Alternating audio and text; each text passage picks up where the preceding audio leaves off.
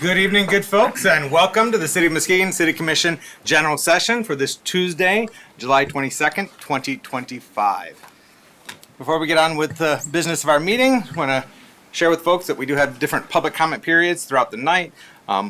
We'll have a couple public hearings towards the beginning of the meeting, and then we'll have public comment on any agenda items. So if there's anything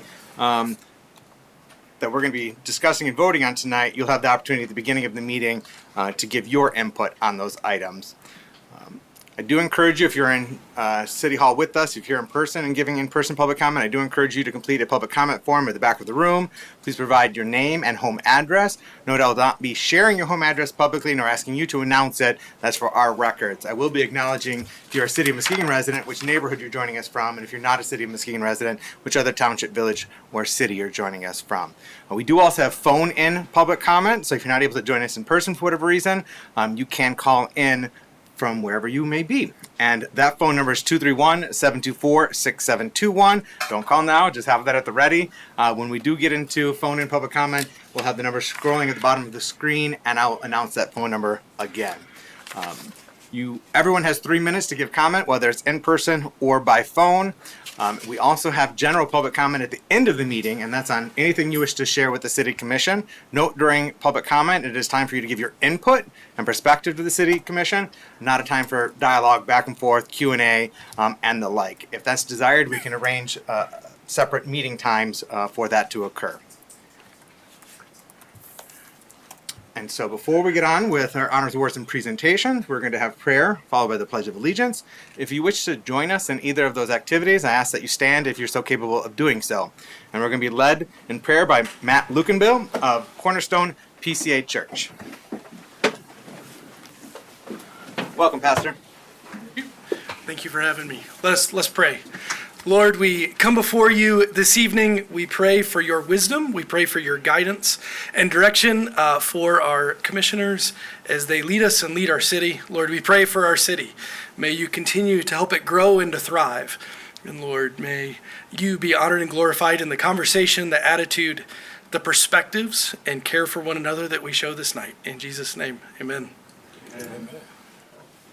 I pledge allegiance to the flag of the United States of America, and to the republic for which it stands, one nation, under God, indivisible, with liberty and justice for all. Thank you, Pastor.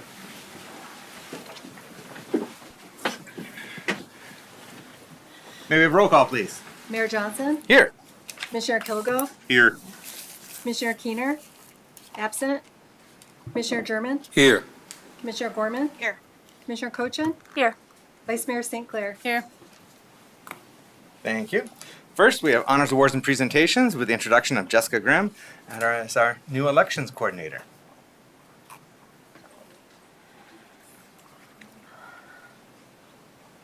I am truly very excited to introduce you to Jessica Grimm. If you haven't already seen her, she's been with us for 3 years as a CSR2, a customer service representative.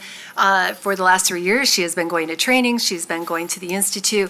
She has gained so much knowledge on the election. I've never seen anybody so excited about the election and process, and I am just really, really excited to introduce you to Jessica Grimm.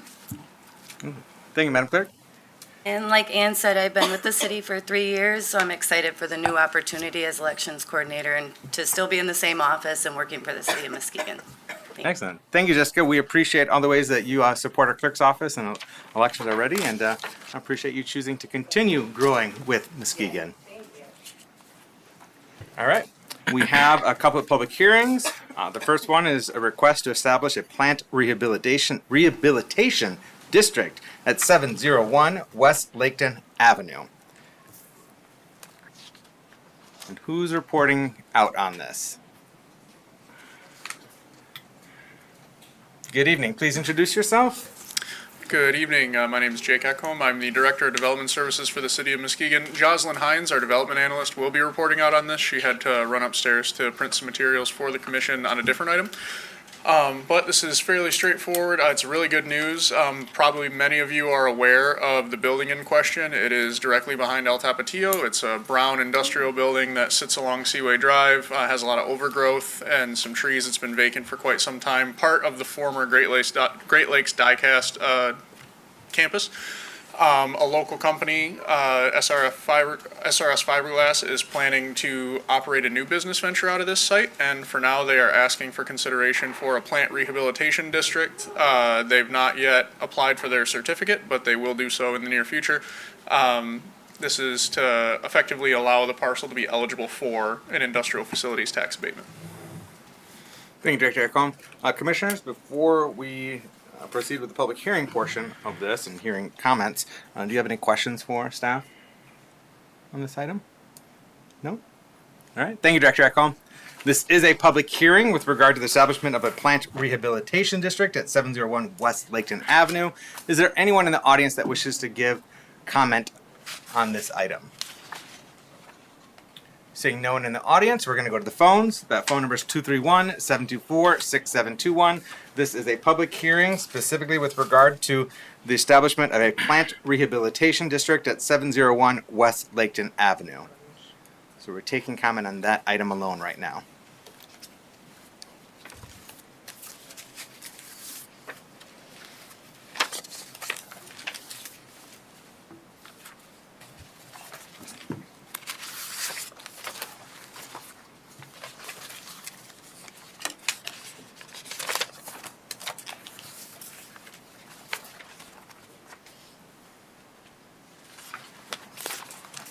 Doesn't sound like we have any takers for phone-in comments for this public hearing. Commissioners, I would entertain a motion. I move to close the public hearing and approve the resolution establishing a plant rehabilitation district at 701 West Laketon Avenue and authorize the city clerk and mayor to sign. Support. We have a motion by Commissioner Kilgo, supported by Commissioner Cochin. Commissioners, do you have any questions or anything to ask or add? I guess that's redundant. Questions and ask. Do you have anything to ask or add? Commissioner German. Yes, thank you, Mayor. Is there a representative for the company here in the audience? Yeah. Yes. Oh, okay, great. Sir, if you'd like to come to the podium and introduce yourself, please. I'm Steve Bradish. I'm president of SRS Fiberglass. We've been working in the city for about 15 years. This new plant's going to supply materials to our old plant, and we're looking forward to working with you. Excellent. So you'll maintain your facilities on Keating then? Yes. This will be in addition to. Excellent. Commissioner German? Yeah, thank you for being here tonight and sharing that information. That was one thing I wanted to find out. Have you been here in the city before and what you're doing? At this new location, is that because you're looking to expand, or will that bring additional jobs and things there? There'll be additional jobs. We're going to supply materials to our other plant, which Knopf Fiberglass is not going to do that anymore. So we come up with a way to put our own materials together and supply our current business. So we've been there about 15 years, I think. 15, okay.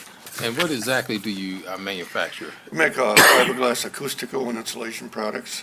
And that vent up there's a fiberglass part on top of that. And we do a bunch of those.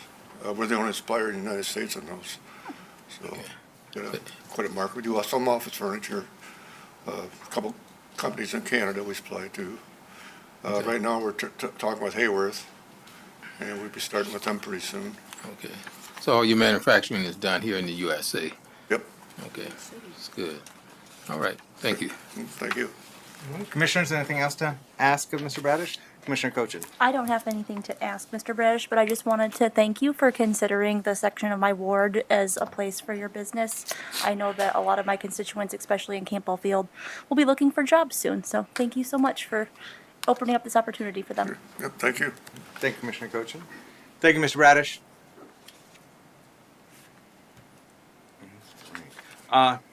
Ms. Hines. So this would be establishing the district. The next step would be? Yes, I am so sorry. I just remembered to print you all the update, so that's what I was upstairs doing. So I apologize sincerely that I'm just now getting down to provide you all with that additional documentation. But yes, this is technically to just approve the district, and then we're hoping at a later meeting in August, we'll present you all with a certificate where we can talk a little bit more about the company, the jobs, and the type of investment that they will be making in this new company that they're starting. Okay, so that would likely be at our second general session in August. The August 12th 20 meeting is what Oh, we're. okay, it's gonna be at 12. Okay, so we don't have to wait a full 30 days or anything like that between. Excellent. That'll be our very next general session then. Yes. Exciting. Yeah. Thank you, Ms. Hines. All right, unless there's anything else, roll call, please. Commissioner Kilgo, Yes. Commissioner German, Yes. Commissioner Gorman, Yes. Commissioner Cochin, Yes. Vice Mayor St. Clair. Yes. Mayor Johnson. Yes. Motion passes. Thank you. Next item, request to establish a commercial rehabilitation district at 1700 Oak Avenue. This also is a public hearing. Welcome back, Ms. Hines. Thank you all. Like the mayor said, I'm Jocelyn Hines, Development Analyst here at the City of Muskegon. So this is to establish a commercial rehabilitation district at 1700 Oak Avenue. If that address is familiar to you all, it's the former General Hospital site. With this site, you all have saw this project before because it was up for a brownfield. They're planning to build 6 new 3-story multifamily housing on this site with an investment of about $21 million. And it is receiving support from the state as it would be considered low-income housing according to MISTA standards. So this is just to approve the district, and we're hoping, again, at that August 12th meeting, that we will present the certificate and give you all more information about the project during that time.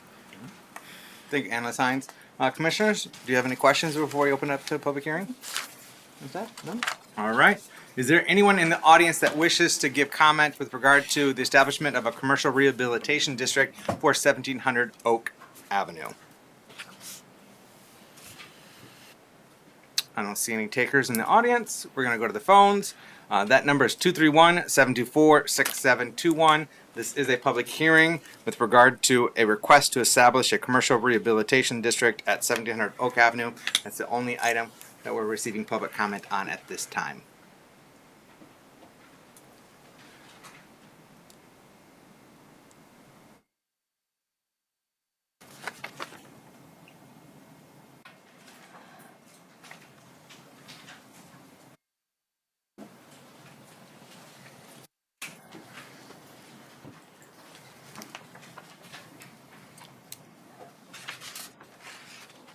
Does not sound like we have any takers for phone and comments. All right. Commissioners, I'd entertain a motion.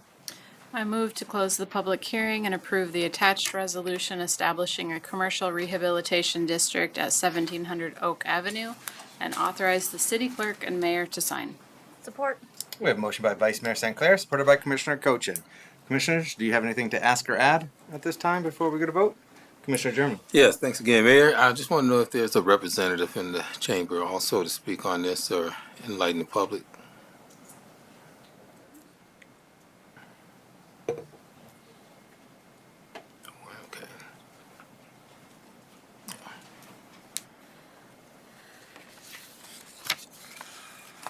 Good evening. The consultant from Fishbeck that is prepared the brownfield plan that was approved by the BRA Commission, as well as the application for this incentive plan to be here.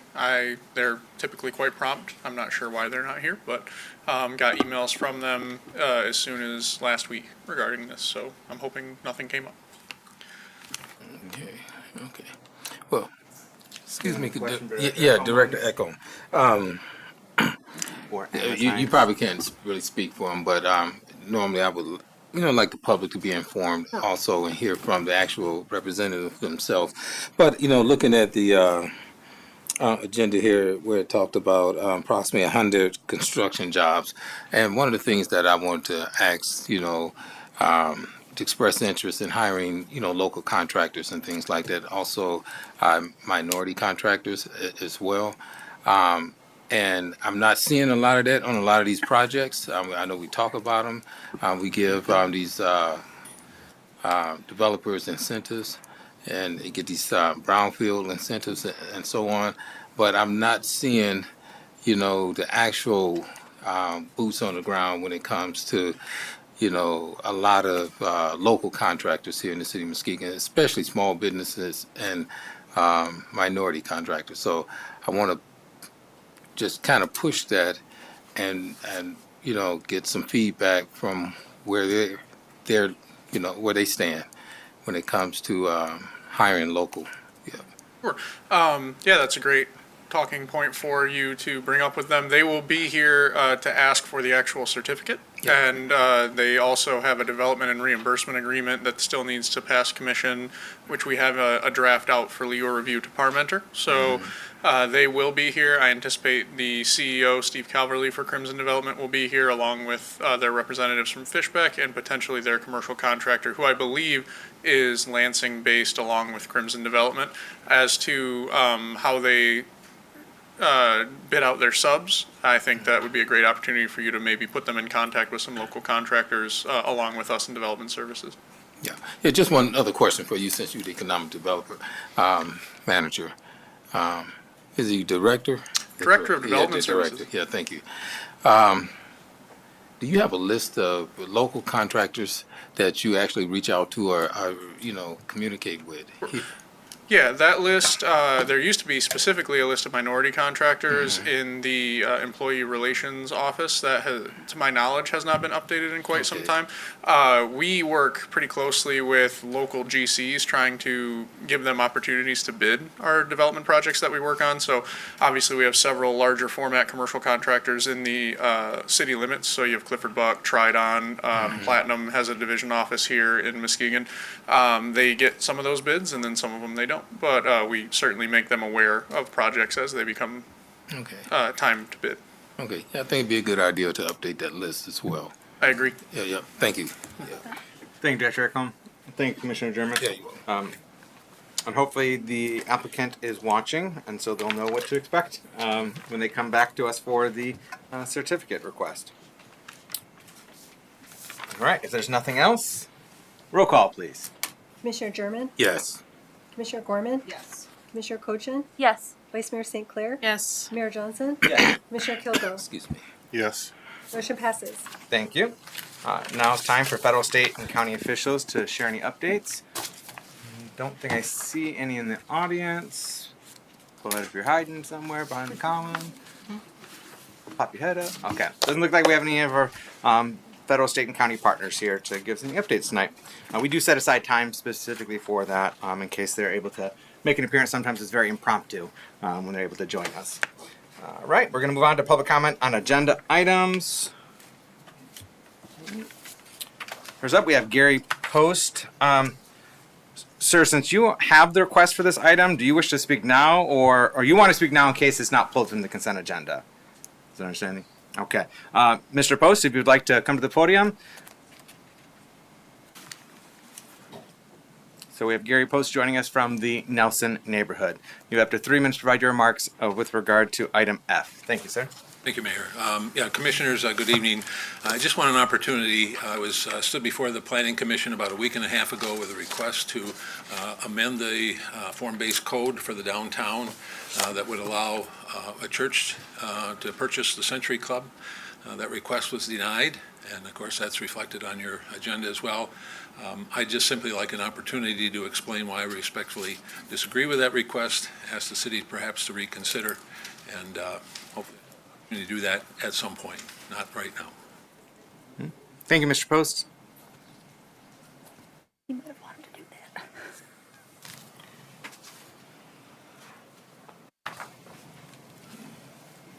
All right, Ms. Kuhn, I see you have submitted a request to speak form with regard to item G. The description of concerns you reference are rather broad. Are they? Do you have something specific? What's that? Oh, it's supposed to be E? Not G, yeah. Okay. Okay, so you want to speak specifically with regard to that request. Okay. Thank you. We have Angel Kuhn joining us from Holton with regard to item E, amendment to zoning ordinance extending the hours of operation for marijuana retailers and provisioning centers. Good evening, Ms. Kuhn. Welcome. You have up to 3 minutes to provide your remarks. Sure. Hi, thanks. My name is Angel Kuhn, and as the mayor said, I am based out in Holton. I was raised and born out there. But I've always loved Muskegon, and I have my business down here, right downtown on 3rd Street, over by Hamburger Mikey. It's called Earthwise, and we're a wellness-based community. We just want to help people heal and be their authentic self, and that includes the entirety of our community here in Muskegon. I'm speaking on behalf of one of our members in the community, and that is for the Grassy Knoll. As a mom and a veteran, I can understand the need for safety as well as wanting the freedom that many people fought for to be able to access medicine or whatever they choose to alleviate their pains.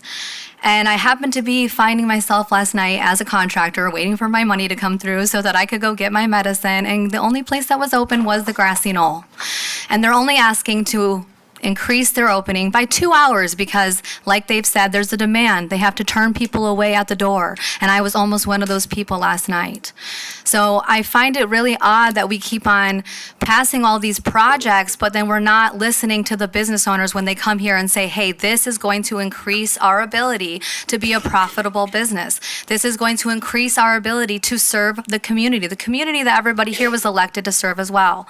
And so I find it very, very odd that there's so many approvals on this agenda, and we're going to recommend to deny a 2-hour extension to help people that choose a natural source of medicine, a God-given plant-derived medicine.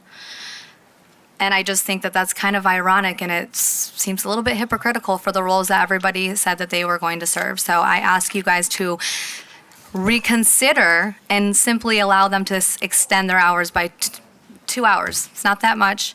And I think it's the least that we can do for those that are helping people find safe alternatives to the prescription crisis that this country is in.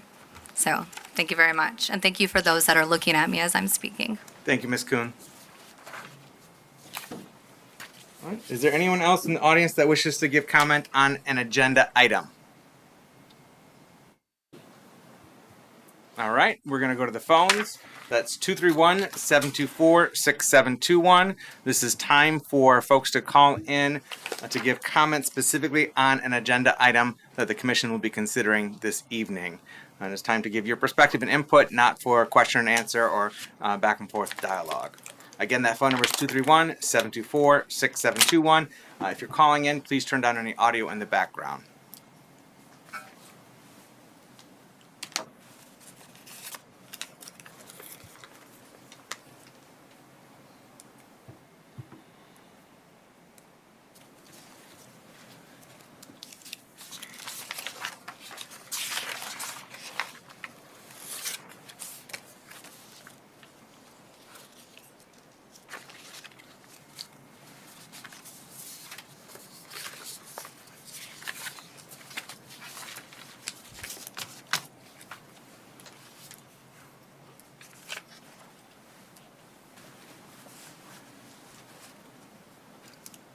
All right, no takers for phone and comment on agenda items.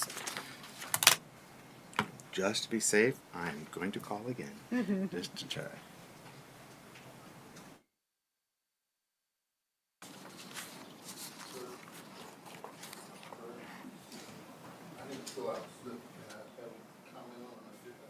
What agenda item is it, sir?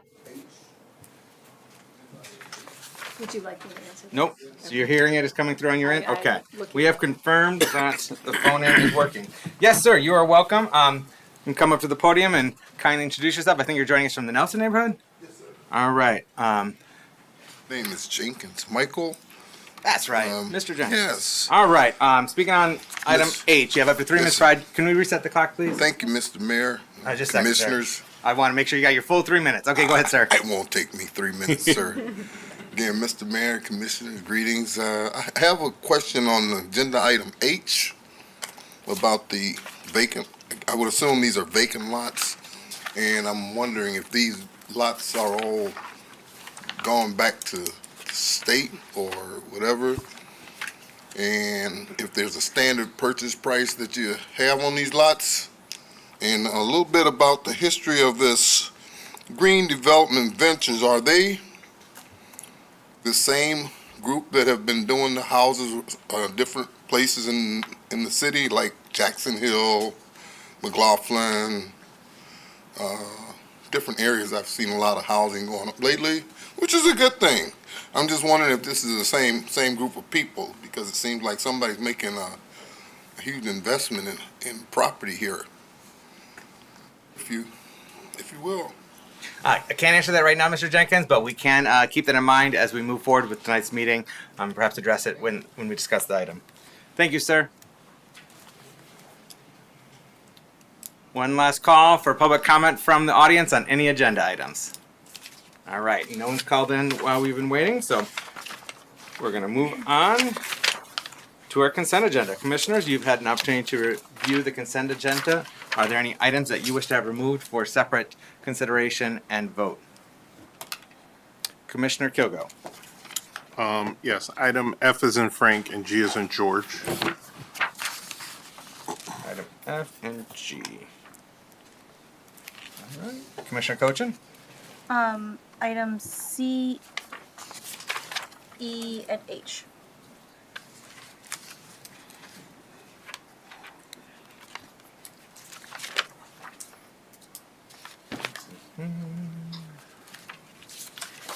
All right, if there are no others, then I would entertain a motion to adopt the consent agenda as presented minus items C, E, F, G, and H.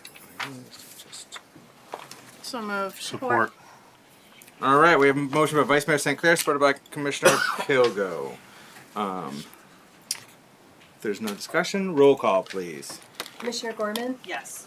Commissioner Cochin? Yes. Vice Mayor St. Clair? Yes. Mayor Johnson? Yes. Commissioner Kilgo? Yes. Commissioner German? Yes. Motion passes. Thank you. All right, Commissioner Cochin, item C, Park Design Services Award. I move to authorize staff to contract with Fleiss and Vanderbrink in the amount of $163,900 for park design and construction engineering services for improvements at Richards, McGrath, Cruzy, and Hartshorn Parks in accordance with the proposal and the city's RFP. Support. We have a motion by Commissioner Cochin, supported by Commissioner Kilgo. Good evening, sir. Kindly introduce yourself and please report out on this item. Hey there, I'm Kyle Krachewski, Director of Parks and Recreation for the City of Muskegon. So what we have here is an important step in our Parks Capital Improvement Plan. So the City of Muskegon, the Parks Department released an RFP in June that asked for design services for 4 major park improvement projects. Those projects really are centered around accessibility and recreation improvements within our park system. They were highlighted in our 2024 Master Plan and Engagement, and they were also unanimously supported with a vote from the Parks and Rec Advisory Committee to move forward with and bring to Commission. So we have 3 of the projects, or the four projects are, we have Cruzy Park. There is a ramp there that was washed away with 2020 high waters. We are having a resilient effort to reconstruct that.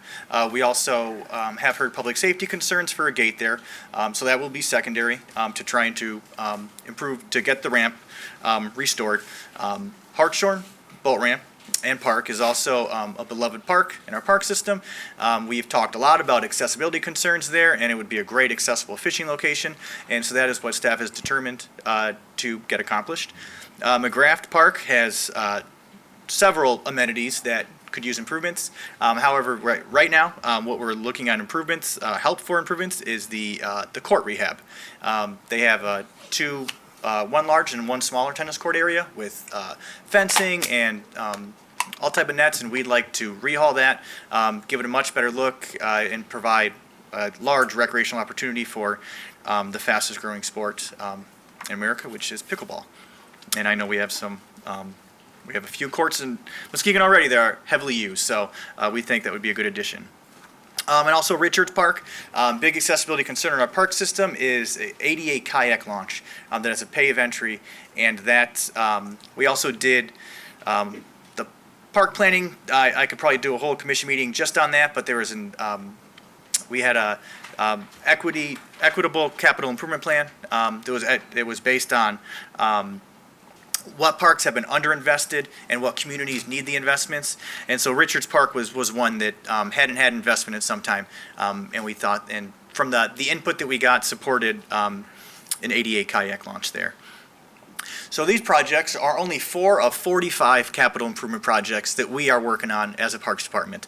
So this isn't inclusive of all the parks or the funding that we have for the improvements, but it is they are big projects that we do need help with our partners for construction administration, bid support, permitting, and surveying. So there are a lot of other park concerns.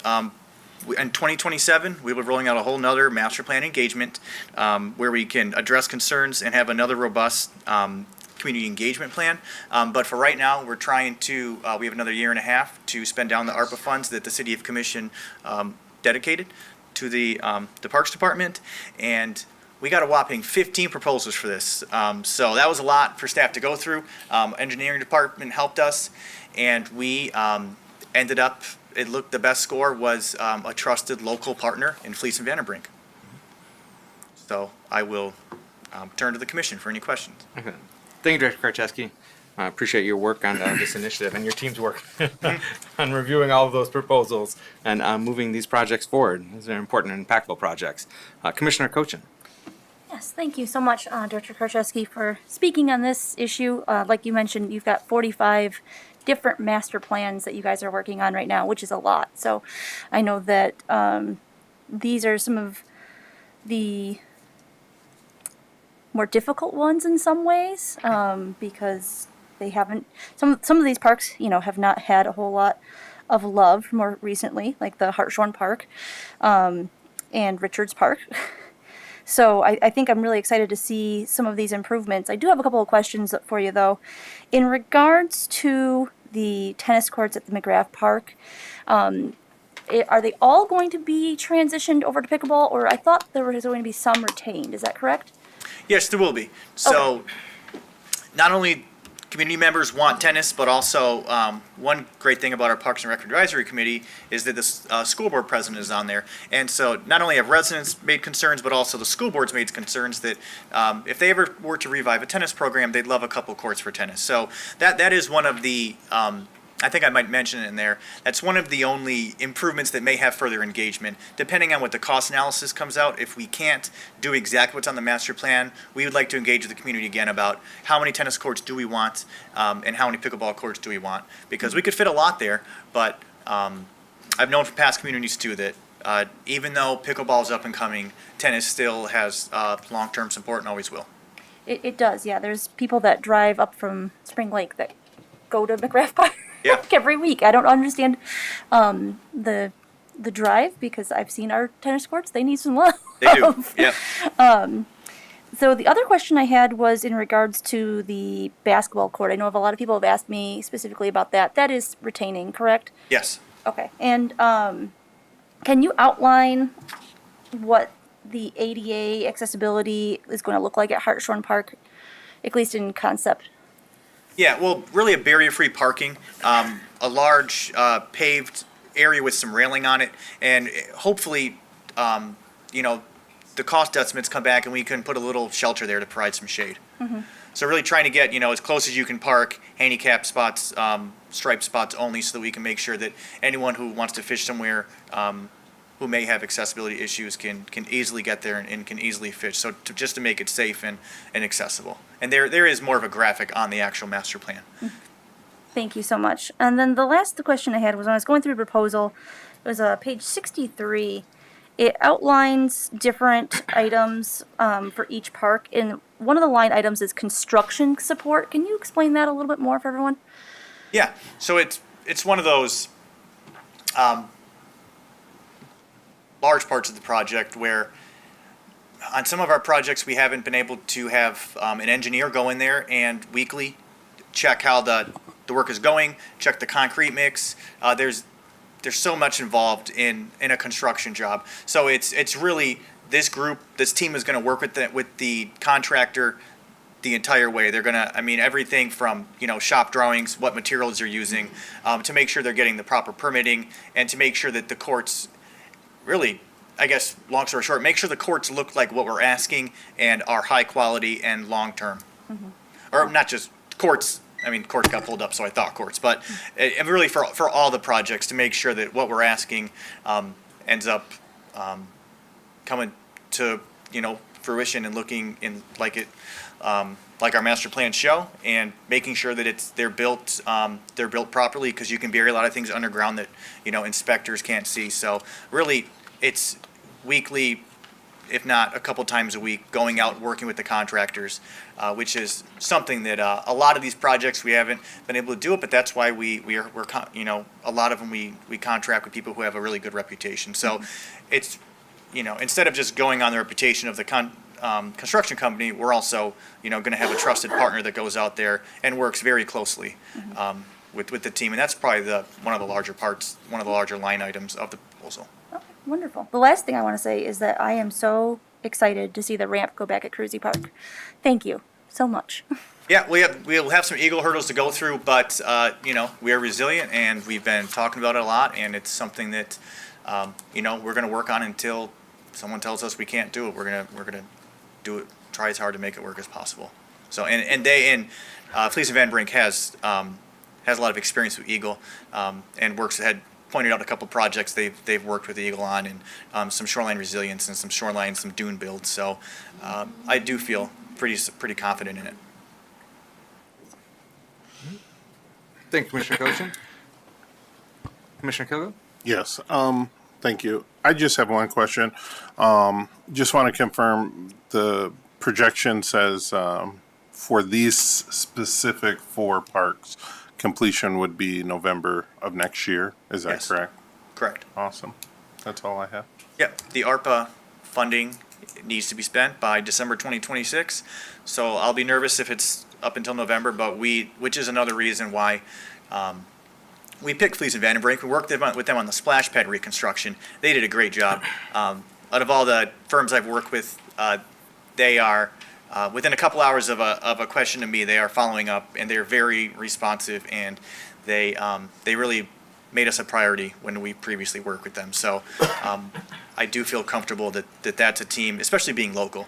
Instead of coming up and trying to get a bunch of meetings, knocked out, they're very involved in our parks, and know a lot about us, and they live in the city too, so they want everything to look nice, and they feel like they're just as invested as we are.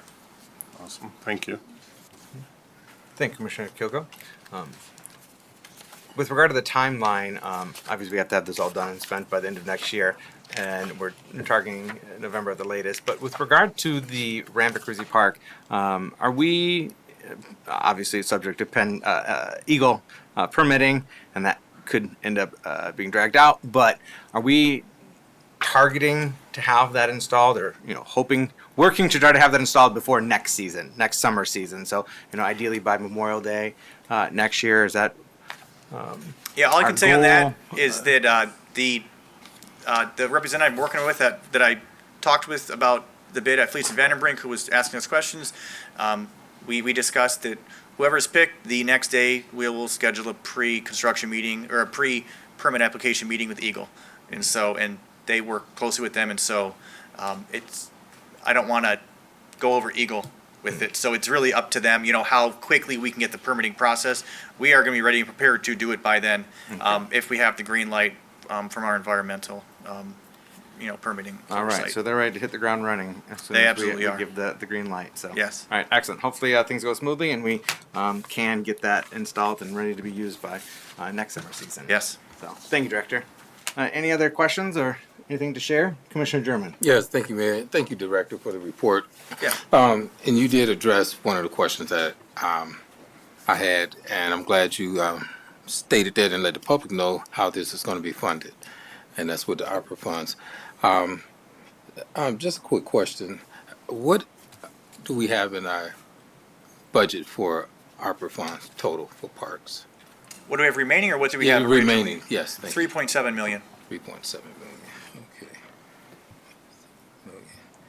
And I guess kind of forecasting, to the master plan and things, how many parks are we looking at to spend dollars to improve these parks? I believe there's 28 parks 28 parks. that are having some type of improvement through this plan. Okay. So I know we did some improvement in quite a few parks. Actually, I just want to share this. I was at Smith Ryerson this weekend and got a chance to take some pictures and see kids playing on the park down there, which they were very happy. But it was good to see that, the improvement, and also some good feedback from the parents as well, because they just felt the park was safe. It's something new for the children to play on, and I just want to commend you on the work that you're doing, and I'd like to see more of that as we go ahead and move forward in the city to improving our parks. So Well, thank you. yeah, I thank you, and it was the commission who dedicated the funding, so I appreciate the commission walking into all these issues would have been difficult with no money, so it's the commission who, Yep. put the money aside and voted on it, so. Yep. I appreciate that, and actually even, more exciting, or not more exciting, but exciting as well, staff was installing Wi-Fi out there today. Oh, that was another question. So, I've been yeah. talking with Jackie, so good to hear. Yeah, I can share that with the neighborhood association down Yeah, there. but the more we can Yeah. activate our parks, the safer they are. Yeah. And, Smith Ryerson was a park that, we looked at all the parks that had investments in the past 5 years, and Smith Ryerson did not have much, so. Yeah. That's why they ended up getting, a good amount of investments over there. Well, good news. Thank you. Yeah. Thank you, Commissioner German. Anything else to ask? Okay. Thank you, Director. Yep.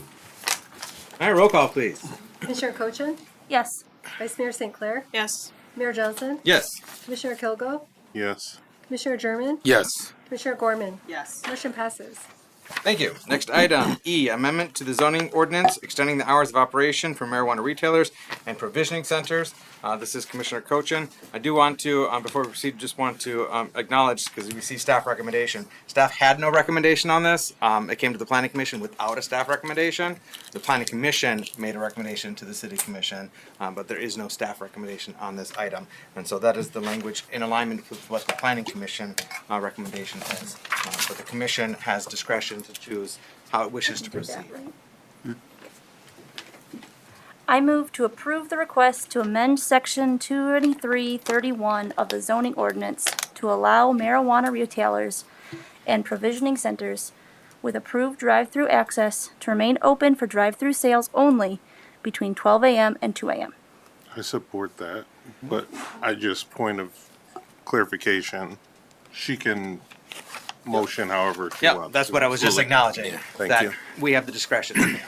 I support. A Planning Commission recommendation. All right, we have a motion by Commissioner Cochin, supported by Commissioner Kilgo. Good evening. Kindly introduce yourself and report out on this item, please. Sure. Mike Franzek, I'm the planning director. This amendment request was brought forward by the Grassy Knoll. They had in the past brought forward amendment. It was ultimately denied. There were some problems with the way it was written that would have negatively affected the hours of operation of other businesses, so it was ultimately denied. I believe they did work with an attorney on this one. It is a lot more well-written. It would fit into the code nicely. I guess the only thing I would note is that it's specific to allowing these 2 additional hours for businesses that have approved drive-throughs. We only have 3 of those in the city. We have the one at the Bodega on Apple. The Grassy Knoll has one on Lemuel Street, and Greencraft, theirs is under construction right now on Young Avenue. So anyone without an approved drive-through would still be stuck with those 8 a.m. to 12 a.m. hours. And some of those businesses, if they came forward, they do have the ability, I believe, to get approved. But there are restrictions on some of them. So those ones would not be able to take advantage of this. The Planning Commission did ultimately request denial of this, but we're here tonight for a vote. I believe the applicant or their attorney is here tonight. Yep, I see the applicant and the attorney, but before we call them up, thank you for the report, Director Franzek. Commissioner Cochin? Yes, thank you. So when I saw this come across, I immediately thought, I was like, oh, well, this is something that we as a commission kind of previously discussed when the previous meeting where they had asked for 24-hour access was denied. And it was basically the consensus that we would be more comfortable with going with the same hours of alcohol sales. And so I feel like this reflects that. And I fully support, making our ordinances that apply to our alcohol sales commensurate with our marijuana sales. Thank you, Commissioner Cochin. I'm not trying to promote you. Thank you, Commissioner Cochin. Commissioner Kilgo. Thank you. Director Forensic, can you tell us where the marijuana tax money goes to? The money we receive, Correct. we receive the marijuana excise tax money, about 25% of that, which was close to $700,000 last year, goes to our Muskegon Social Equity Program, and I believe the rest goes to the general fund. Thank you. Yeah, so with drive-through only, I don't see safety concerns. And these 2 hours could possibly help the businesses that have approved drive-throughs generate more revenue, which would generate more tax revenue for the city, basically. So, yeah, I don't have any problem at all with a couple hours extension. Thank you. Thank you, Commissioner Kilgo.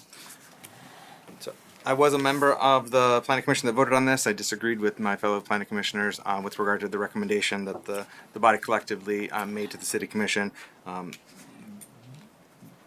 Grassy Knoll had, as you mentioned, Mr. Franzik, twice before sought some relief and to provide expanded service to our community, and it wasn't right, those previous pursuits. And I agreed with my fellow planning commissioners then that those two previous attempts were not right. And so I had voted in opposition previously to those attempts. But this time I think it is well crafted.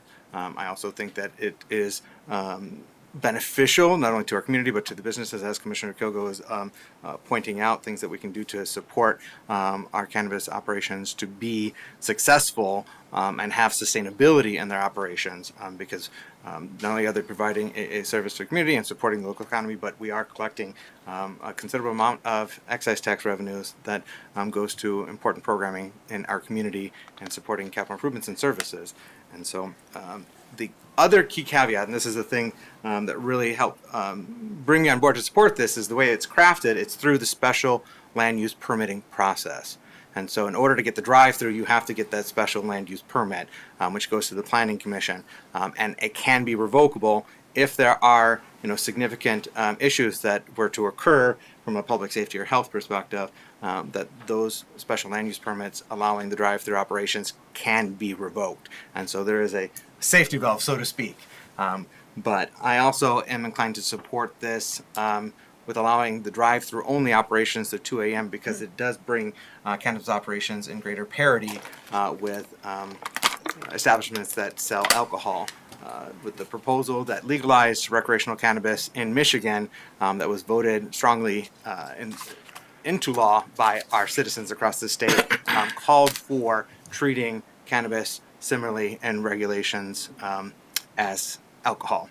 And so I do think that this advances that parity and is in line with what the wishes of our citizens across this great state have conveyed at the ballot box. So I will support the motion on the table, which is to approve this zoning change.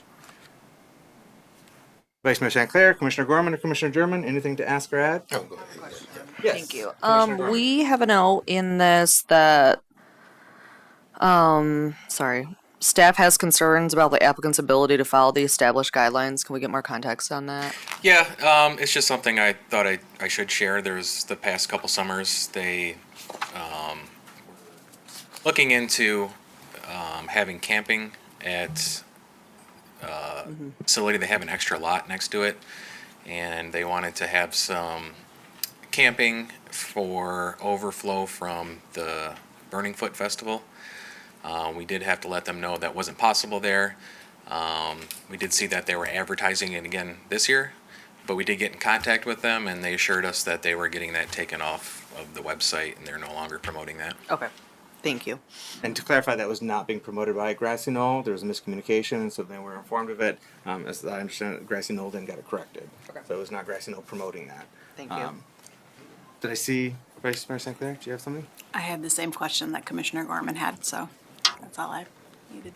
All right. Thank you, Vice Mayor St. Clair. Commissioner German, anything to ask or add? Oh, yes, thank you, Mayor, and thank you, Director Forensic. As you stated, and looking at the agenda, the Planning Department denied this.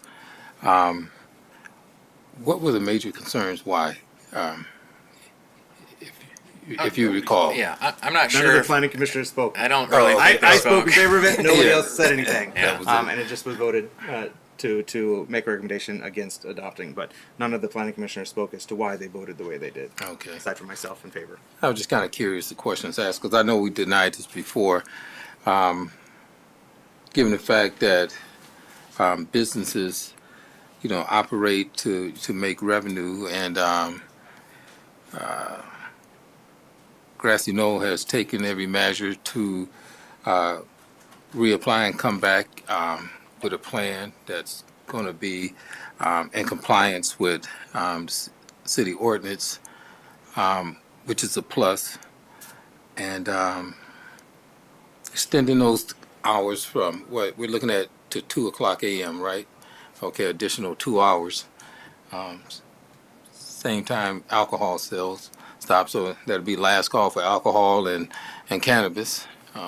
Okay. I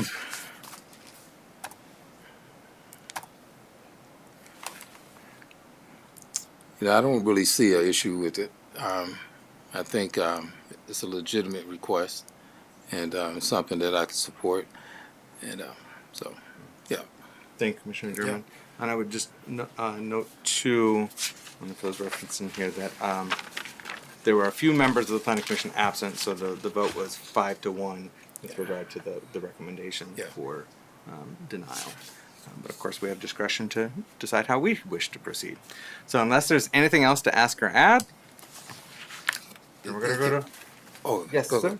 I was going to go to roll call. I was going to ask, is the representative here? I'd like to hear from them. Oh, so. we certainly may hear. Ms. Tolberg, will you kindly come up to the podium and introduce yourself? Thank you so much. Good evening. Thank you for the opportunity to speak today. My name is Janet Tombray, and I'm here representing, I'm co-owner of the Grassy Knoll with my husband. So again, we're just asking to get the approval to stay open till 2 a.m. That's the 2 additional extra hours. There's not an expansion issue. There's no disruption issue. It's just like a simple extension of the hardworking individuals who need their medicine from the afternoon to the night shifts and have really nowhere else to, turn to in those hours. Like Mr. Franzik said, this is our 3rd time. We, took upon the requests of the commission and we're like, okay, 24 hours might not be a good idea, so let's expand it to the 2 a.m. So when the planning commission said no, and like Mr. German said, well, why? We didn't get any explanation either, so we were kind of frustrated with that. But like I said, we're just asking for the minimum. We're not a big business, so we started our business from the ground up. So there's no outside investors, no corporate backers. Our corporate office isn't in Colorado or Washington State. It's right here in Muskegon. So we've used our own money, sweat, and really the belief in what we're doing. We're proud to be a small, locally owned family business, especially here in Muskegon. We've poured our hearts into creating a unique space. If you don't know, we have one of the only container dispensaries in the state of Michigan, which was done by a local Grand Rapids business. So we're just really trying to sequester the outdated, dispensaries just want to get people high attitude. There are legitimate reasons for people to get this medicine. Also, we have revitalized our CBD line. So the CBD will also help your pets, and that part doesn't get people high. We also want to let you know that we really do invest in the Muskegon community. We hire a diverse workforce. We pay them well, we educate them thoroughly, and we train them to support each customer with empathy, care, and accurate guidance. So if you read any of the reviews of Google, you will always see at least 3 or 4 saying, wow, they actually took the time to explain this to me and to help me find the right product. And we hope that we've made a difference in their lives. So, like I said, we respectfully urge you to approve our request to stay open till 2 a.m. We've done everything right. We just want to have a chance to keep growing and keep helping and serving the Muskegon community. Any Thank you, Mr. questions? Commissioner German? Yes, yeah, thank you, Mayor, and thank you for the explanation and sharing that with the public. And now, are you actually, is this the facility still owned by the original owners that Yes, started it up? yes. Okay, because I remember when you opened, I did get an invite, and I was really impressed, about the structure of the facility with the containers Right. that you mentioned, and I thought that was really unique. So just want to, wish you luck and thank you. Well, and we've done a really good, we really wanted to make the space beautiful as well. So we've invested in trees. The grounds next to it, we keep very groomed. There's actually 8 sequoia trees planted on our property. So we just want to make it into a space that you can come walk your dog there if you like. So we just wanted to make it a beautiful space and, with the bonus of a cannabis. Yeah, probably won't see me there because I'm not a cannabis user, but. Well, you could just walk the green space. Yeah, but I can do the green space, yep, okay, thank you.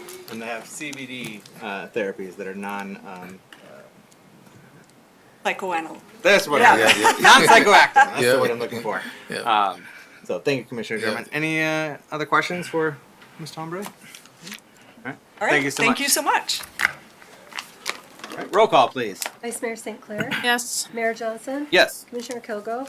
Yes. Commissioner German. Yes. Commissioner Gorman. Yes. Commissioner Cochin. Yes. Motion passes. Thank you.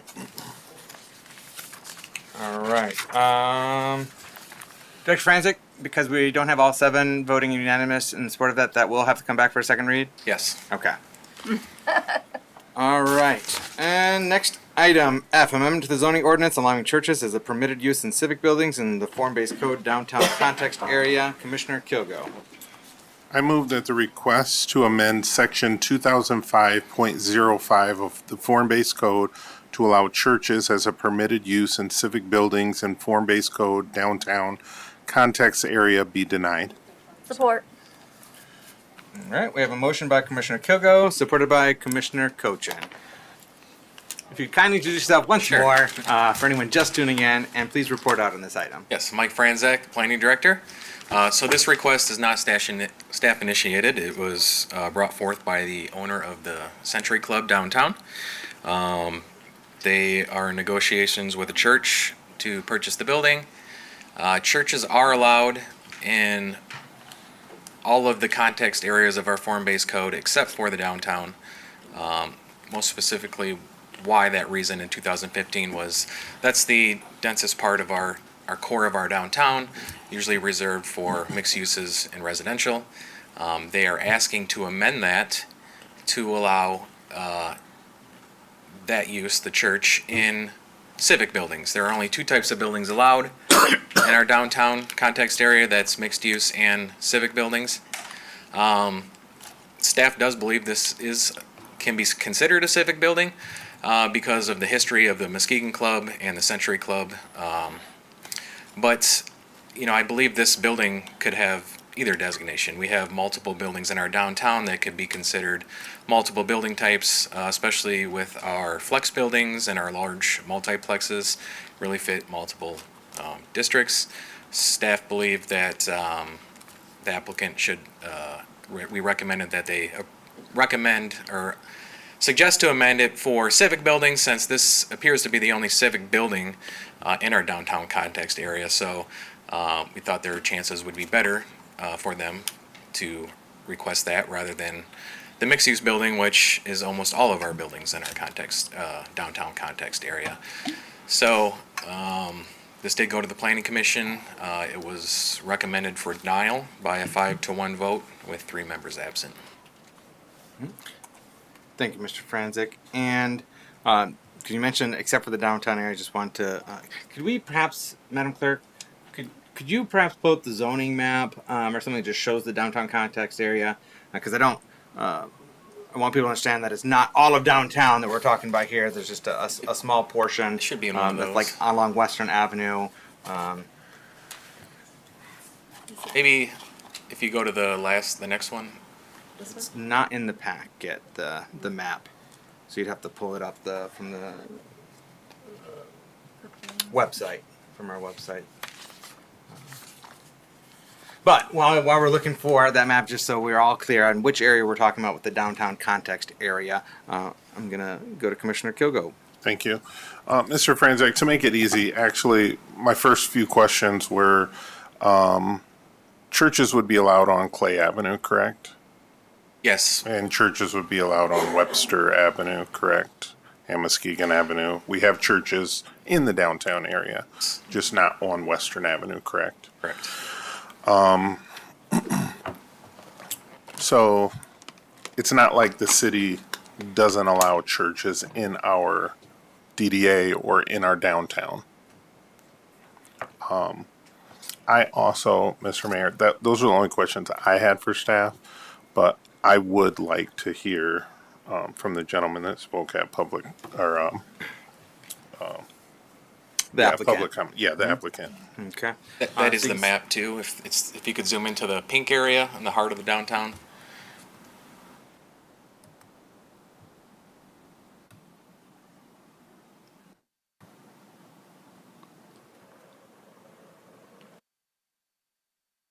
So yeah, it's the ones shaded in pink with the FBC DT designation.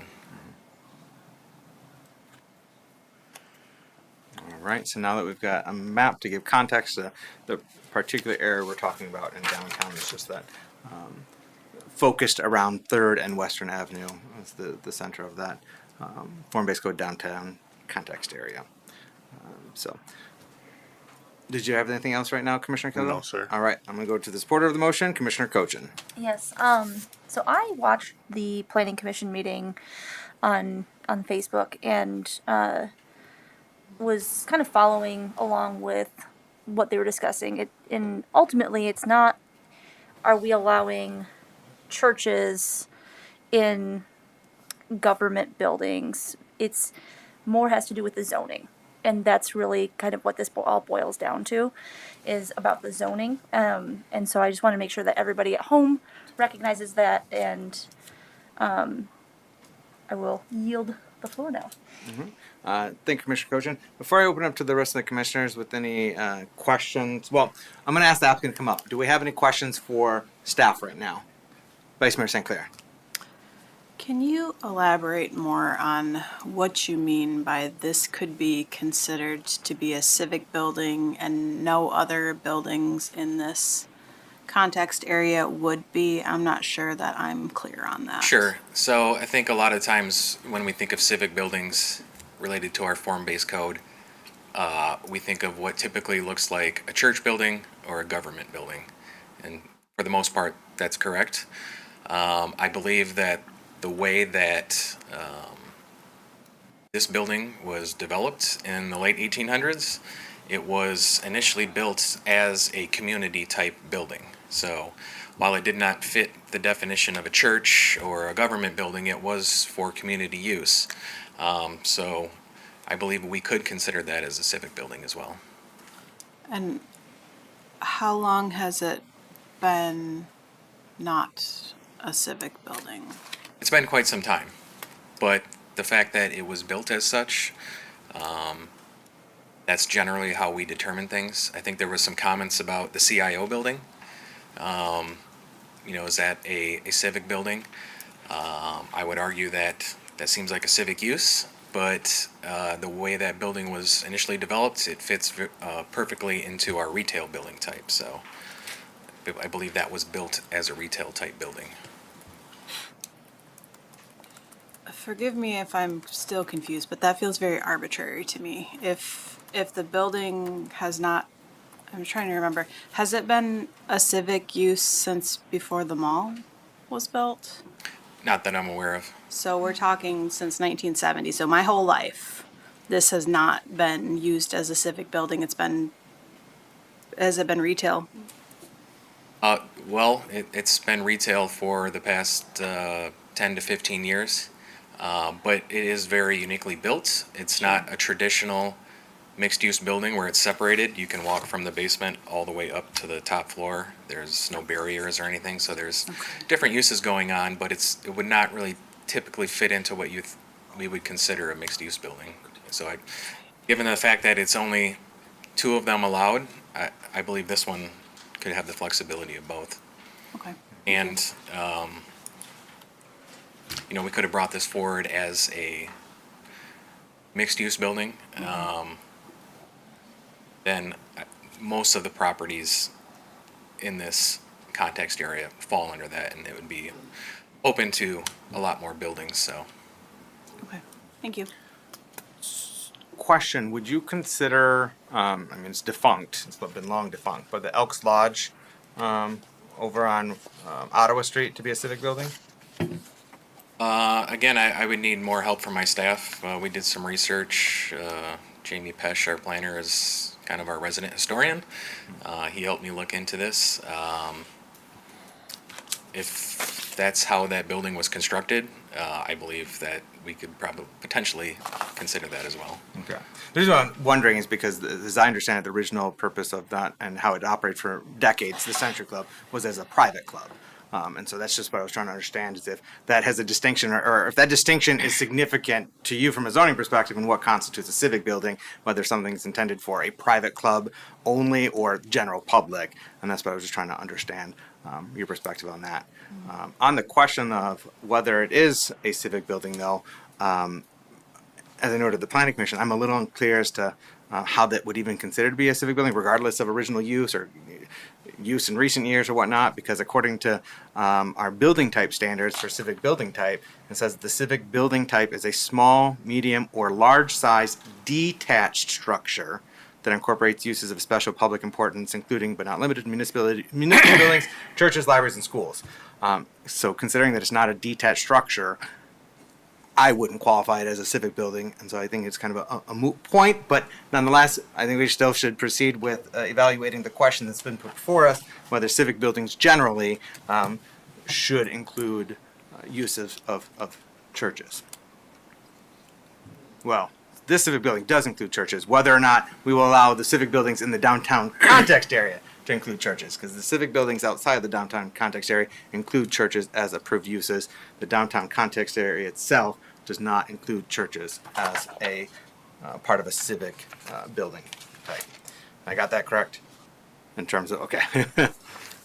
So, any other questions for staff before we ask the applicant to come up? Commissioner German. Yes, thank you, Mayor. Thank you, Director Franzi. We're talking about that Century Club building, right? Yes. Okay. And we're looking for, just kind of guide me here, to have a church in that building? Correct. Okay. And that's right downtown. So under the original zoning, it doesn't allow a church to be there. Correct, this zoning does not. Yeah, okay. Okay. Yeah, that's all I have, yeah. Thank you, Commissioner German. Commissioner German, do you have something to ask right now? Well, I guess, how long has it been functioning as a church presently? Do we know, or is that? Well, it hasn't been functioning as a church per se. There's no sorry, for registered the last church year. there, but Okay. there is a church that rents the venue on a weekly basis and uses it for congregation and fellowship. Okay. And so their interest was, if this zoning change were to be approved, that they could have the opportunity to purchase the building and turn it into a church, a registered church there. And so in my conversations too with staff about that is that we will not preclude how they've operated to continue to operate them, because they're within their rights as any other organization or group to rent space that's permitted by zoning for such use for assembly, that they'd continue to be able to rent it and convene there in fellowship if they so chose. Okay. So, if there's no other questions for staff, I'm going to invite the applicant up. All right. Thank you, Director Franzik.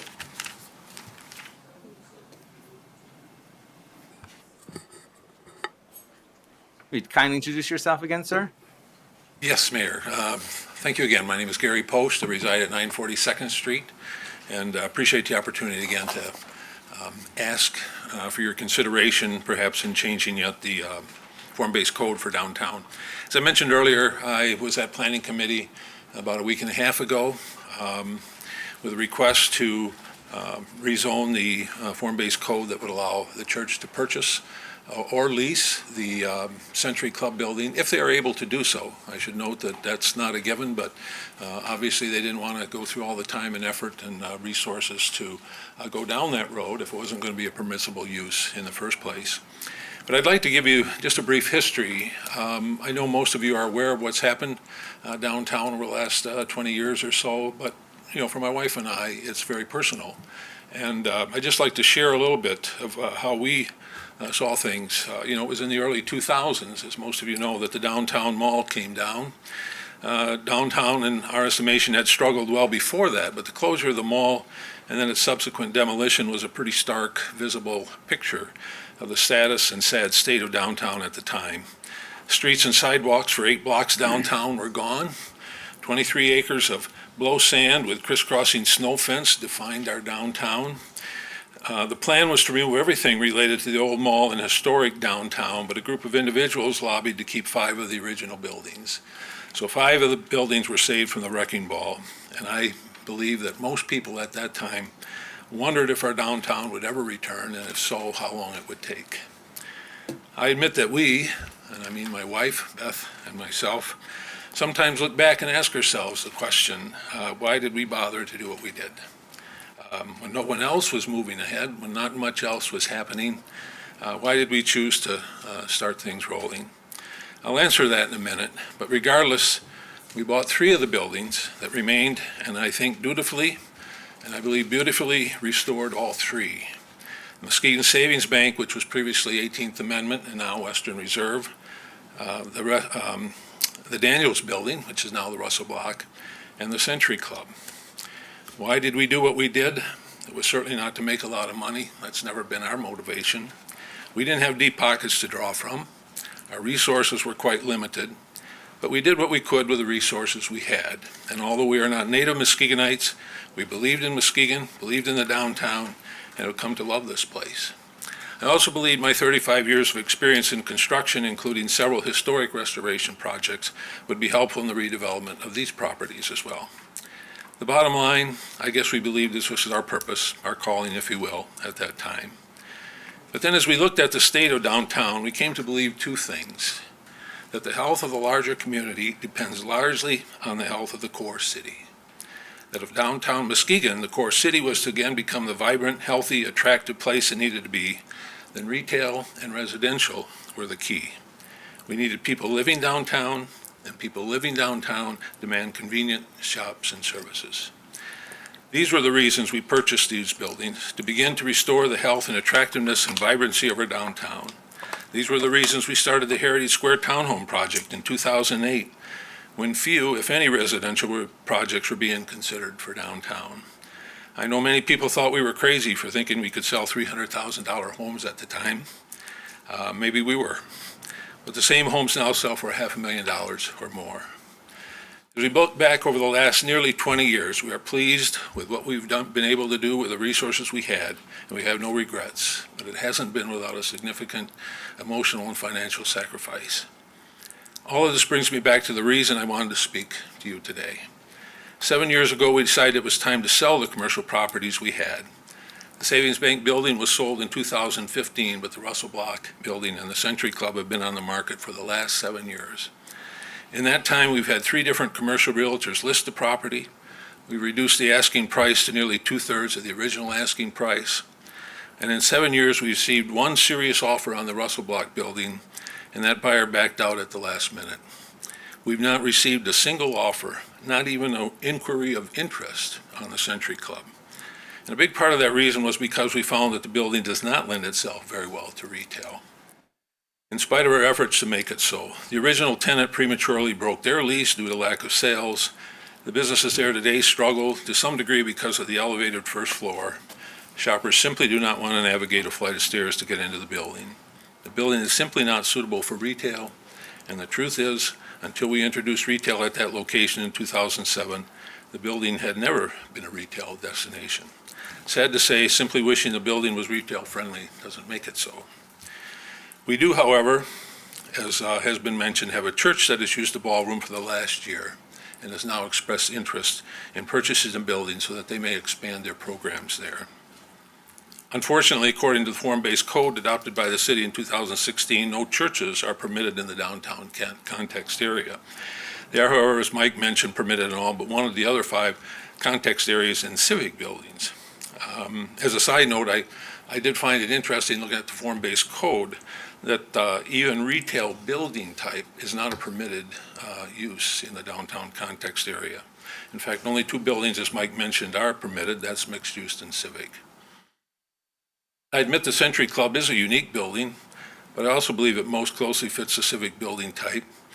And I think others agree, given its historic use as a gathering place and public event place used by business people, their associates, and families for over 100 years. I also understand that the Century Club is likely considered, and I know this has been discussed, but it's likely considered the only civic building in a downtown context area. So I'd like to think it doesn't open the door for other properties to come forward with a similar request. And I thought it was interesting, too, that the church is one example of a civic building in the form-based code. According to the form-based code, and I'm quoting a couple sections here, the purpose of the code is to support redevelopment within downtown Muskegon. It's a development regulation that emphasizes the physical character of development, but de-emphasizes the regulation of land use. And one of the downtown guiding principles was, quote, to support a range of vibrant places within the city. Apparently, the current code does not see a church as a vibrant place or an institution that would contribute to the diversity and vibrancy of downtown. And again, I'm asking you to change that and allow a church to be part of downtown's resurgence and growth. I say that because I believe a church that is not engaged in the community is not a church at all, but just a social club. Worship is a very important part of what a church does, but it's just a small part of what a church offers. It's about community. The community in which it resides, being engaged with the community, providing services to the community, building up the community, and I know that is the vision of this church as well. In fact, I will note that Pastor Lukenbill, who offered the invocation here this evening, is a pastor of the church that is looking to perhaps purchase the Century Club. In addition to currently bringing 70 or more people downtown every Sunday morning, they will be actively looking for ways that they can serve the city downtown. Maybe it's a coffee shop or bookstore where the folks can come in off the street, get off their feet and take a break. Maybe it's a shared workspace or a place where people can get some tutoring or counseling to help them through a difficult time. Maybe it's providing services such as counseling or providing services such as clothing or food or shelter for our homeless neighbors. Maybe it's continuing to use the ballroom as a gathering place for downtown community events. And I know the leadership at the church has already been brainstorming about ways they can serve downtown, which is the reason they wish to be here in the first place. And I know they plan to talk to the city, I suspect they already have, about ways they can actively contribute to life downtown. I will note there were several objections raised by staff and the Planning Commission. Let me address those very briefly. One objection was that it would reduce traffic downtown. I respectfully disagree. Already they bring 70 individuals downtown on a Sunday morning when other traffic is minimal. If they were to occupy the building, there would be people and programs operating at this location 7 days a week, 52 weeks a year. Eventually, as the church grows, I certainly believe the annual traffic they would generate would be far more than what we currently see. Parking was raised as a concern, but I continue to believe that parking concerns are overstated and not a problem yet.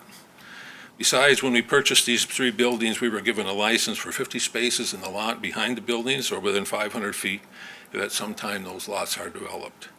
In my estimation, parking has not been an issue, and I don't expect it to be for some time. And then, of course, there is a property tax issue and the loss of that due to a nonprofit owning the building. I can't say too much at this time, but we can always talk about a reasonable pilot, payment in lieu of taxes in recognition of the services the city already offers this location. I also note that traditionally nonprofits have been tax exempt in part because of the services they offer the community. And as already explained, I expect the church here will be no different. One last comment, and I make this from a very personal comment perhaps. But at the public hearing, objections and comments were made about the separation of church and state, racial issues, transgender concerns, and homelessness. None of those are what this is all about. But it reminded me again that we live in a broken, divided, difficult, confused world. I believe we don't need fewer churches. We need more churches. More churches that can bring the good news of the gospel of Jesus Christ to a hurting, confused, conflicted world. That's a message of love, of hope, of redemption, and reconciliation. That's my appeal, and I ask again that the form-based code be amended to allow this church to become a part of downtown, to participate in its resurgence and the growth of our downtown, and to provide services that add to the quality of life downtown. Thank you, Mr. Post.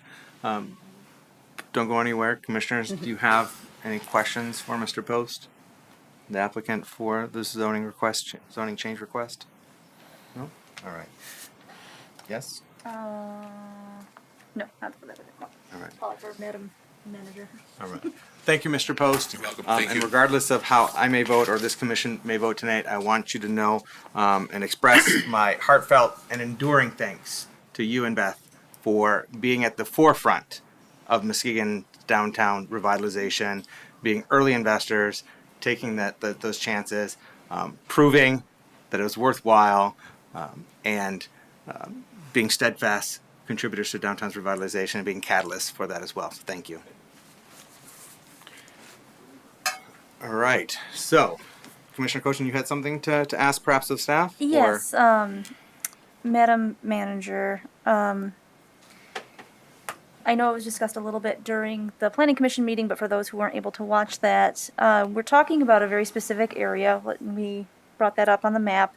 A lot of the concerns that people were voicing were down the line. If we set a precedent now, can we see other civic buildings sold to churches?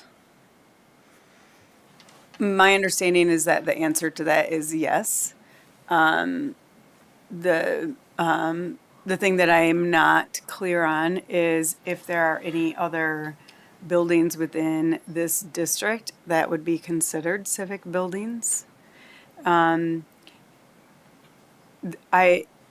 This district is different from other zoning districts because it only exists in this particular location. It doesn't exist anywhere else in the city. Do you have anything to elaborate on that, Dr. Franzik? Thank you. Yes, any follow-up, Commissioner Cochin? No. All right. Commissioners, do you have anything else to ask or add at this time before we vote on this item? Commissioner Germ. Yes, thank you. Just more or less some thoughts about when the zoning we put in place back in 2016. I think he was on that commission too, Mayor, specifically not to have churches downtown. I know we're selling churches are being sold to developers also for development. As Commissioner Cochin stated, the concern of other civic buildings are possibly being bought by churches. To me, my own personal thought, because when we implemented that zoning was to kind of keep church separate from state. And when we talk about church, that building is a place of assemblance.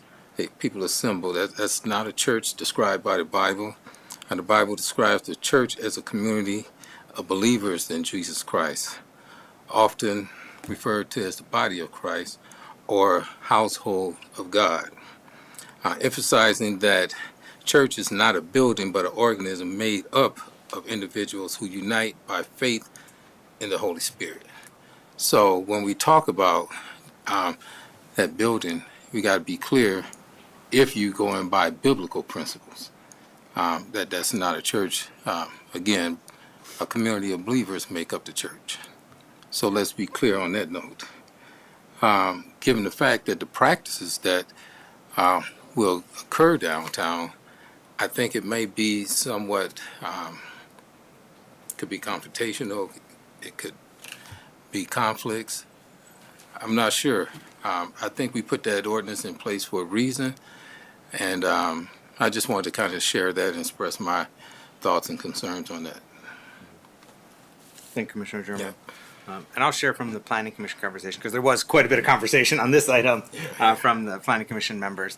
And there was a general consensus of not wanting to make this change to preserve the more active retail uses in that area, and that this downtown context area, which is just a small number of blocks in our core downtown, centered around 3rd and Western, is meant to be the very much more active retail uses. And so they had concerns about allowing that to be a formal church.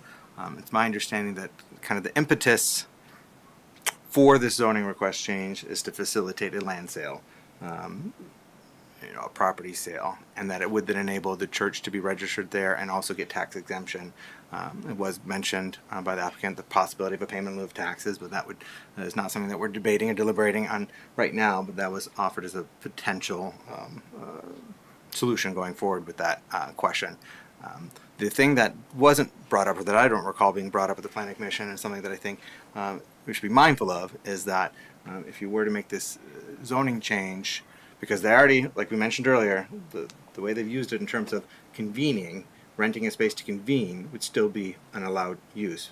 We're not going to discriminate based upon whether it's a faith-based organization or non-faith-based organization in terms of renting a space to convene, a venue to convene. So they can't continue that. If we were to make this change, and they would be able to allow, they would be enabled to register it as a formal church that comes with additional privileges, including objecting to liquor license issuance of liquor licenses, as well as transference of liquor licenses. And so that's a concern too, if that you now have someone to be able to halt those things in our core downtown where we're looking to have active retail uses. So I just wanted to share that. Is there anything else to ask or add before we go to vote?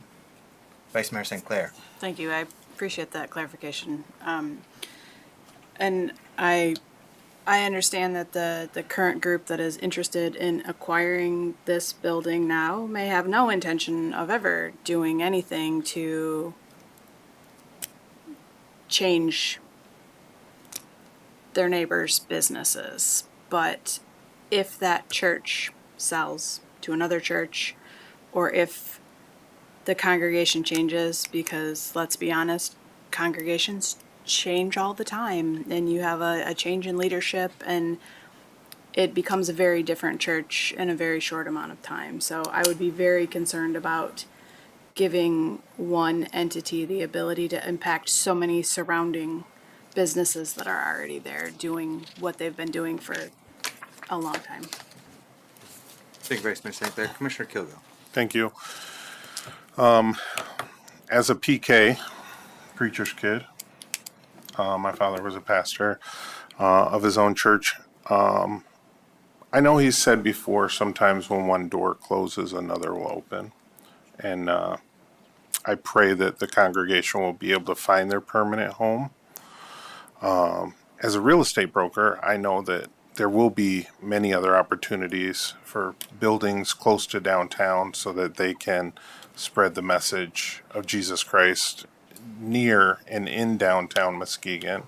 I personally don't think that amending the whole code for this section of our city would be proper at this time, but I do pray that they continue to gather and congregate together, and that they find their permanent home soon. Thank you, Commissioner Kilgo. Thank you. Any final thoughts before we go to vote? All right. Just a reminder that the motion on the floor is to amend section 2005.05 of the form-based code to allow churches as a permitted use in civic buildings in the form-based code downtown context area be denied. So a yay or affirmative vote is for denial. A nay would be to the opposite of it. to allow or enable that use. So, roll call, please. Mayor Johnson, Yes. Commissioner Kilgo, Yes. Commissioner German, Yes. Commissioner Gorman, Yes. Commissioner Cochin, Yes. Vice Mayor St. Clair. Yes. Motion passes. Thank you. All right. Yeah, don't go anywhere, Director Francis. Here, the next item as well. All right, we have an amendment to the zoning ordinance allowing marinas as a permitted use in form-based code, lakeside mixed residential districts. Commissioner Kilgo. I move to approve the request to amend the zoning ordinance to allow marinas as permitted use in the form-based code, lakeside mixed residential districts. Support. All right, we have a motion by Commissioner Kilgo, supported by Commissioner Cochin. Director Francis. Mike Franzek, Planning Director. So we're here tonight to discuss amending the form-based code lakeside mixed residential districts in hopes of rezoning some of the properties on the west side of the city on Lakeshore Drive, which is our most heavily concentrated area of waterfront marine, to allow them to have marinas. We have a developer, a property owner here tonight, that had a home on one of these parcels, and they wanted to build a multifamily house. There's one big problem: housing is not allowed in waterfront marine of any type, not even single-family homes. We also noticed this at the beginning of the year. There was a gentleman that owns one of these homes, zoned waterfront marine, that wanted to either put an addition on it or tear it down and rebuild. After additional research, he found out that the house just needed to be demolished, and he wanted to rebuild it. Again, you can't do that in waterfront marine because housing is not allowed.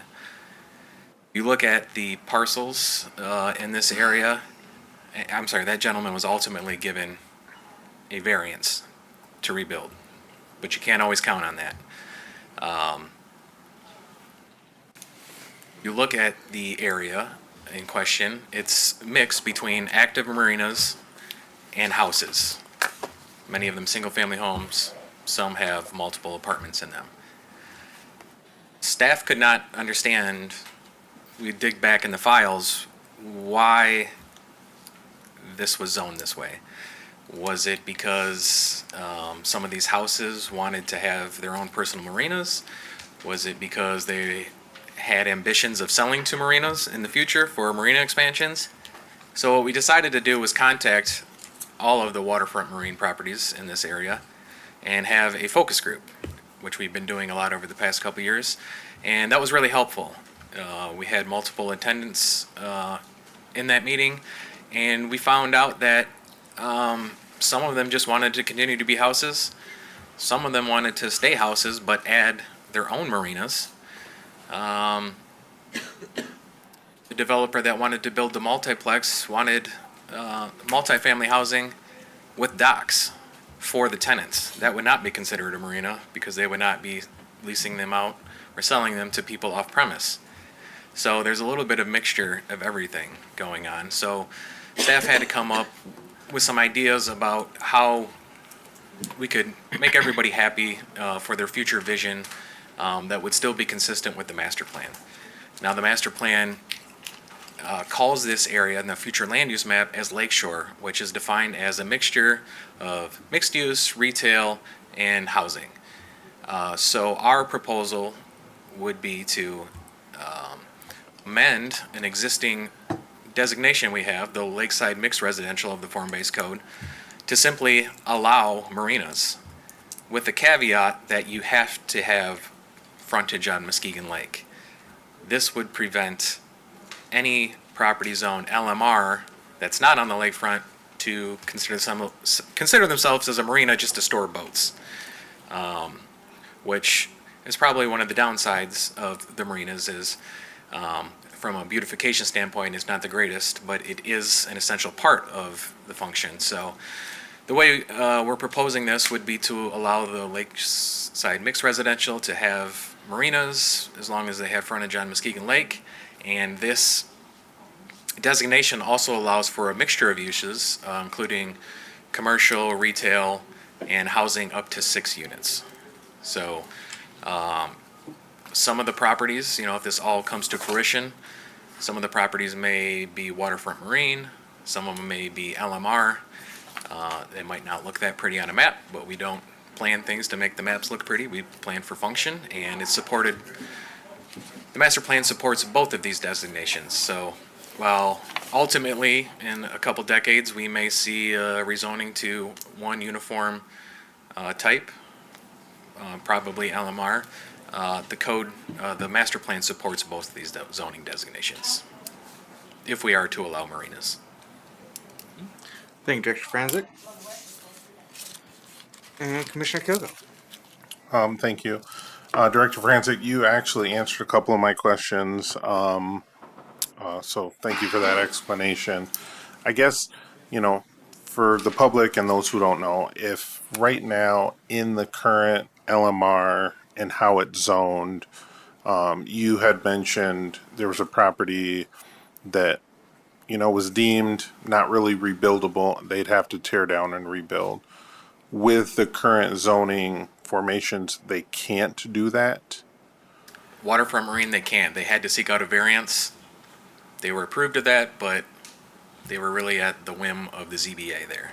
Gotcha. So they did have to have a variance. They couldn't do it as it was. And they were, but the waterfront marine setbacks, because it allows for hotels and motels, the setbacks were very large. They're about 14 feet on each side. Yeah. Not what you typically would build a traditional house. So they're constrained to that as well. If this moves forward and they rezone, I don't believe they broke ground yet, so they could reconsider how they want to shape their house. Gotcha. And if we were to approve this in zoning, so second approval, if it was to go through, the form-based code would allow some of our smaller setbacks and road frontage requirements and allow multifamily, so there could be more doors put into Yes. an area. Could be a little more dense. LMR also allows for 3 stories, which is a little taller than our standard 2 stories in most districts. Okay. Thank you. Thank you, Commissioner Kilgo. Commissioner Cochin. Yes, thank you. Director Franzik, one of the buildings that comes to mind in this area is the old Boatworks building, that at one point in time was some form of hotel-like building. And I know it's currently owned, but it's not being utilized. Is that correct? Is that on the Torreson Marina? It's opposite Torreson's. Cobwebs and It's the old rafters. gym. Most recently operated as the Boatyard Barbecue Yeah. restaurant. Yes. Yes. Yeah. I'm sorry, what was the question? It's not being run as any kind of housing or Yeah. anything at this moment, but it is owned with hopes that it might be turned into some kind of hotel. Well, under the current zoning, waterfront marine, they could run a hotel. They also are not requesting, after our focus group, to be involved in that rezoning because there's no need for what they want to do. Mhm. So potentially, unless they wanted to make that a 6-unit home, but I believe it's much larger than that. So if they wanted to run a hotel out of that, the current zoning would support that. And also what I'm hearing from you is that section of Lakeshore that we're currently accustomed to being able to see the water, the view shed could change drastically if this is approved. Potentially, although you have to keep in mind that hotels and motels are allowed, and they could be quite large. So there already is a possibility that some of these lots could be combined under new ownership and build a hotel, which would severely impact that as well. Okay. And as far as the setbacks to the water, are there changes between the current zoning and the proposed zoning for those setbacks? No, the setbacks really pertain mostly to the front and the sides. It doesn't change that. Okay, all right, thank you. Thank you, Commissioner Cochin. Commissioners, anything else to ask or add? Question. Of staff? Yes, Commissioner German. Yeah, thank you, Mayor.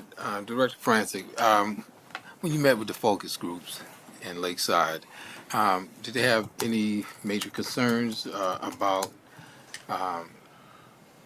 this form-based code possibly being passed?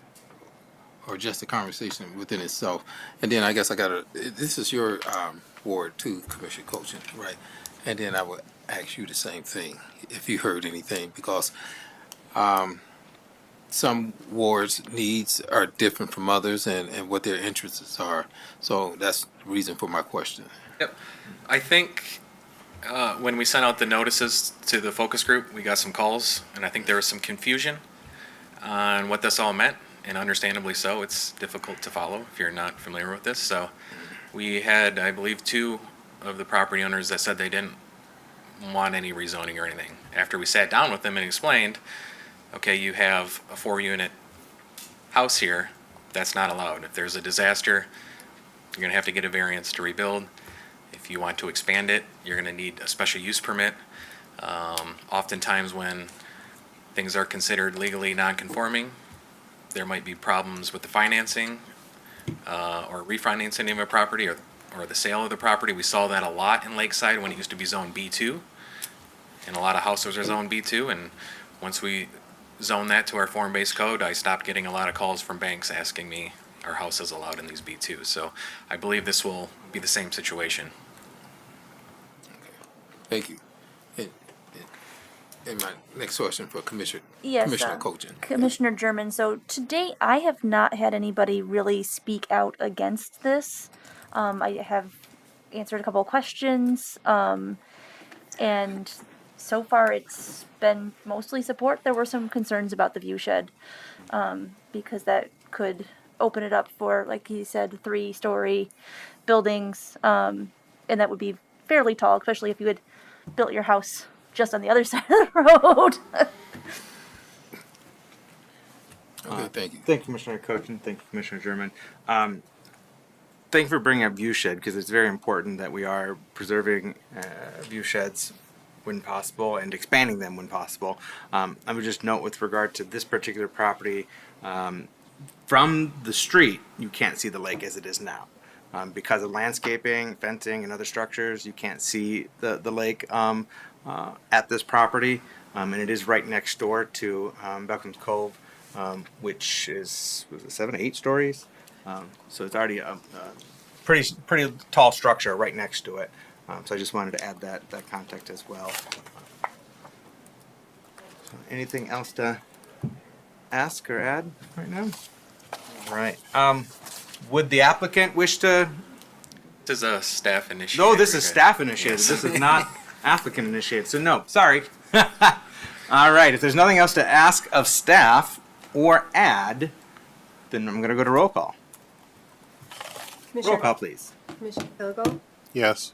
Commissioner German, Yes. Commissioner Gorman, Yes. Commissioner Cochin, Yes. Vice Mayor St. Clair, Yes. Mayor Johnson.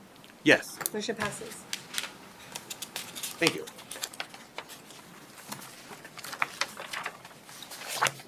All right. Final item from our consent agenda. Item H, Alan Edwin / Green Development Ventures Lot Purchase and Development Agreement. Commissioner Cochin. Yes, I move to approve the lot purchase and development agreement between Green Development Ventures LLC and the City of Muskegon as presented, and authorize the mayor and clerk to sign. Support. We have a motion by Commissioner Cochin, supported by Commissioner Kilgo. And do we have a staff report on this? Good evening again, Mayor and Commission. I'm Jake Eckholm, Director of Development Services for the City of Muskegon.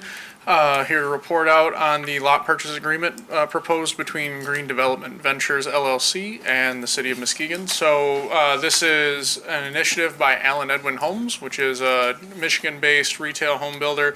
They have an existing agreement in the City of Muskegon, which we are party to, but is a lot acquisition agreement with Muskegon County Land Bank. You may recall that in 2023, the city approved a restrictive covenant and resolution for a workforce housing exemption for green development ventures with 34 county-owned lots. Those are designed for single-family rental stock, new construction.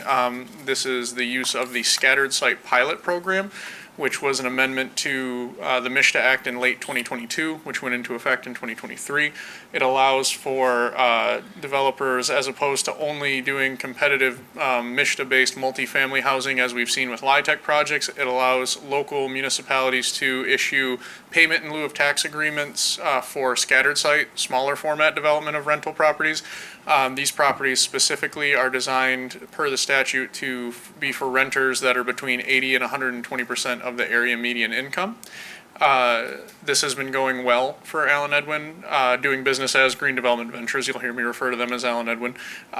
They, I believe, are complete on 6 of the 34 units and under construction on an additional 10, so they're approximately halfway through their 5-year agreement with the County Land Bank. And they have inquired about additional lots from the city's city-owned lots to expand their rental offerings in the city of Muskegon.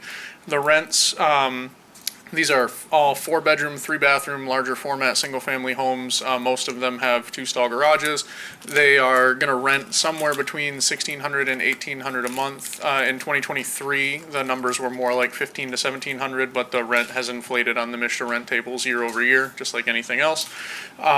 This proposal is for 23 lots. It would be at minimum 23 homes with potential splits, as agreed upon by city staff and the developer. It could be as many as 33 lots, depending on if they have a floor plan that can fit those. But at minimum, it would be 23 additional lots. They vary in neighborhood. There are lots in Angel, Marshfield, Sheldon Park. And that's primarily the 3 where these lots are focused.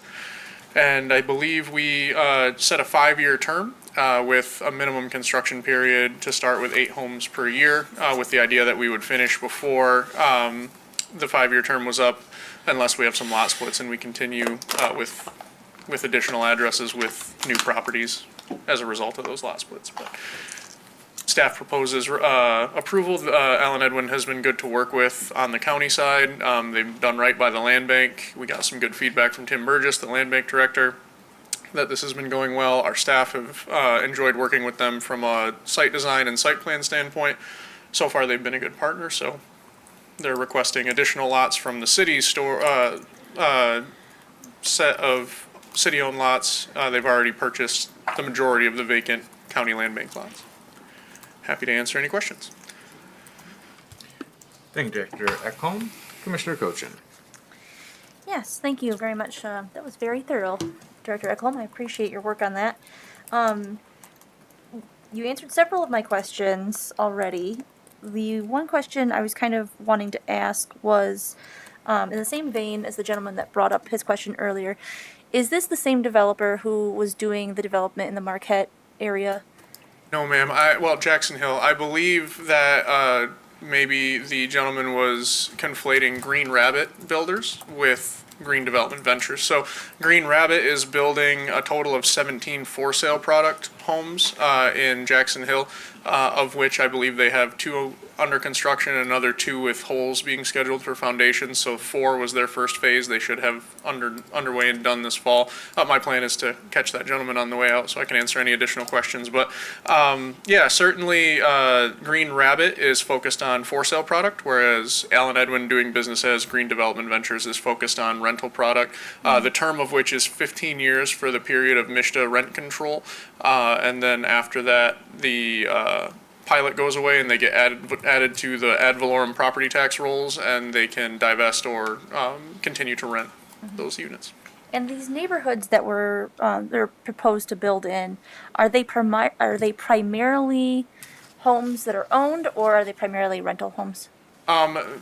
Sheldon Park is a majority owner neighborhood, very narrowly, according to the rental housing study. And again, recall that several neighborhoods are combined in that study. So best data we have available. Angel is a majority rental neighborhood, as is Marshfield. Mm-hmm. Okay.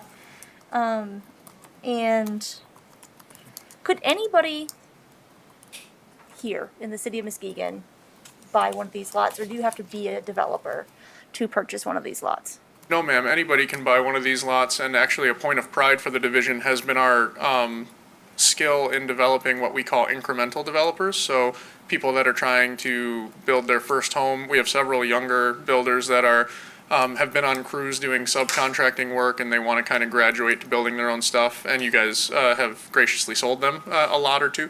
And then we have folks that, we have a husband-wife team that does 2 a year. We had a father-daughter team that does 1 or 2 a year.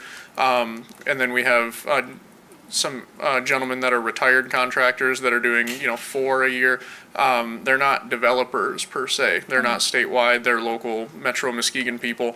And that has been the strategy from the beginning, is like, it's important to partner with retail home builders like Allen Edwin or West Urban because of the volume they can generate. But really, the goal is to match that number that they can produce with smaller format builders as well, because we get more return, and then we diversify the opportunity we're providing with the lots for a lot of different people. Yeah, and I appreciate that, because I think that that's something that's really important, at least to myself. I think maybe others on the commission as well.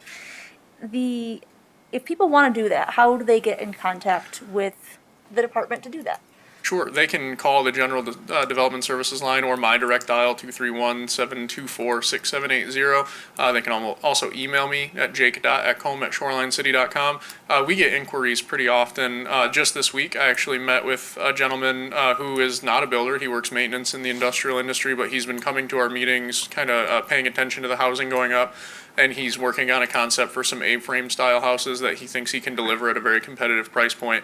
And, we met for 45 minutes today just talking through the process for financing, the process to kind of understand the quotes, understand which lots you want based on how many you can get financed to build.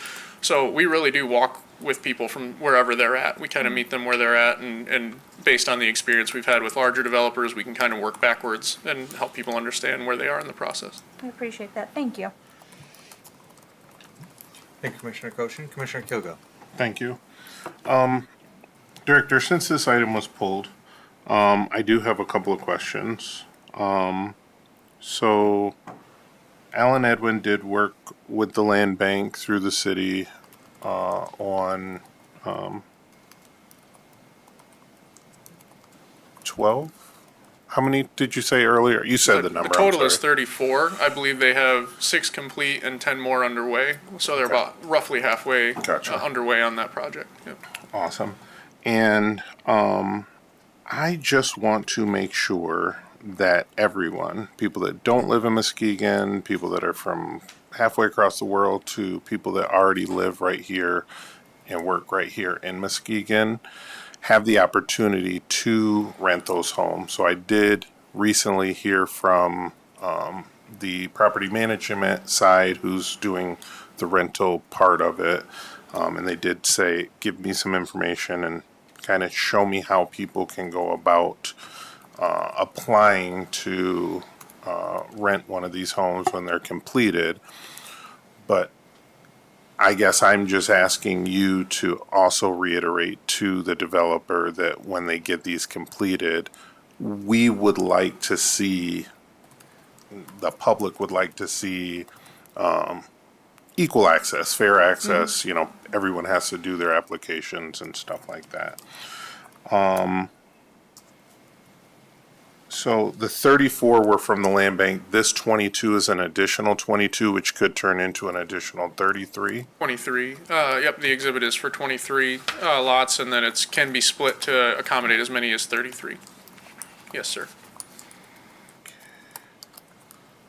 So then that could be up to a total of 67 new single-family homes that are available for rentals at a rent control for 15 years. Yes, sir. Awesome. And, we're still we're still not where I think that we want to be or should be as far as home ownership in the city, which means that rentals are very badly needed in the city. So I do really love this program, and 15 years is a great set time, for people to be able to transition, hopefully from a renter to maybe even be able to buy that same house that they're in or something like that. So I am glad to see more development. I just want to make sure that as these particular homes, because they are rentals, that everyone, near or far, have the opportunity to rent them.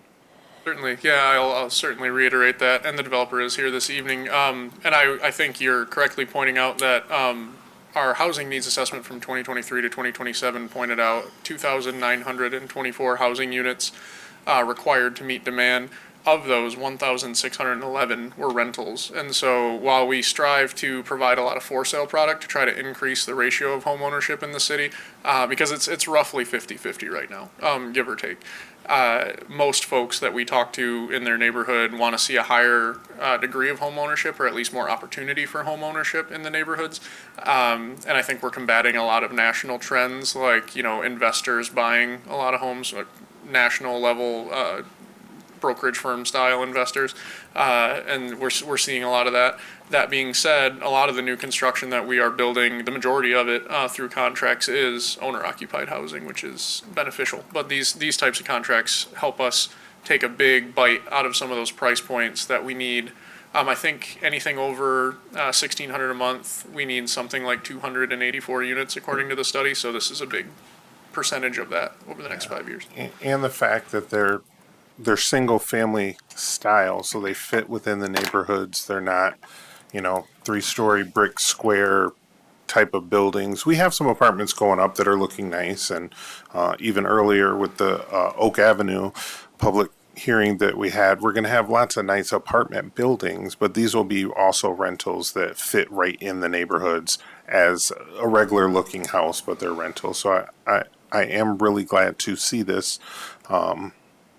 And continue to encourage, Alan Edwin to truck along with the program. Thank you. Thank you. Thank you, Commissioner Kelgo. Commissioners, anything else to ask or add? Commissioner German.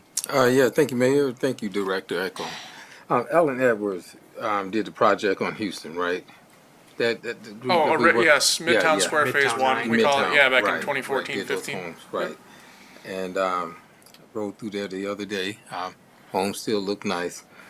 Now, these lots that they're they're looking to build and to have for rent. What was it, 15 years? Was it? The MISHTA rent control period is 15 years, yeah. Okay. Now, when we talk about rent control, that's been one of my concerns. I know Michigan don't have a law that does rent control, but can you answer this question? How do landlords here in the city of Muskegon determine how much to charge, or if are they using some type of algorithm software to determine rent?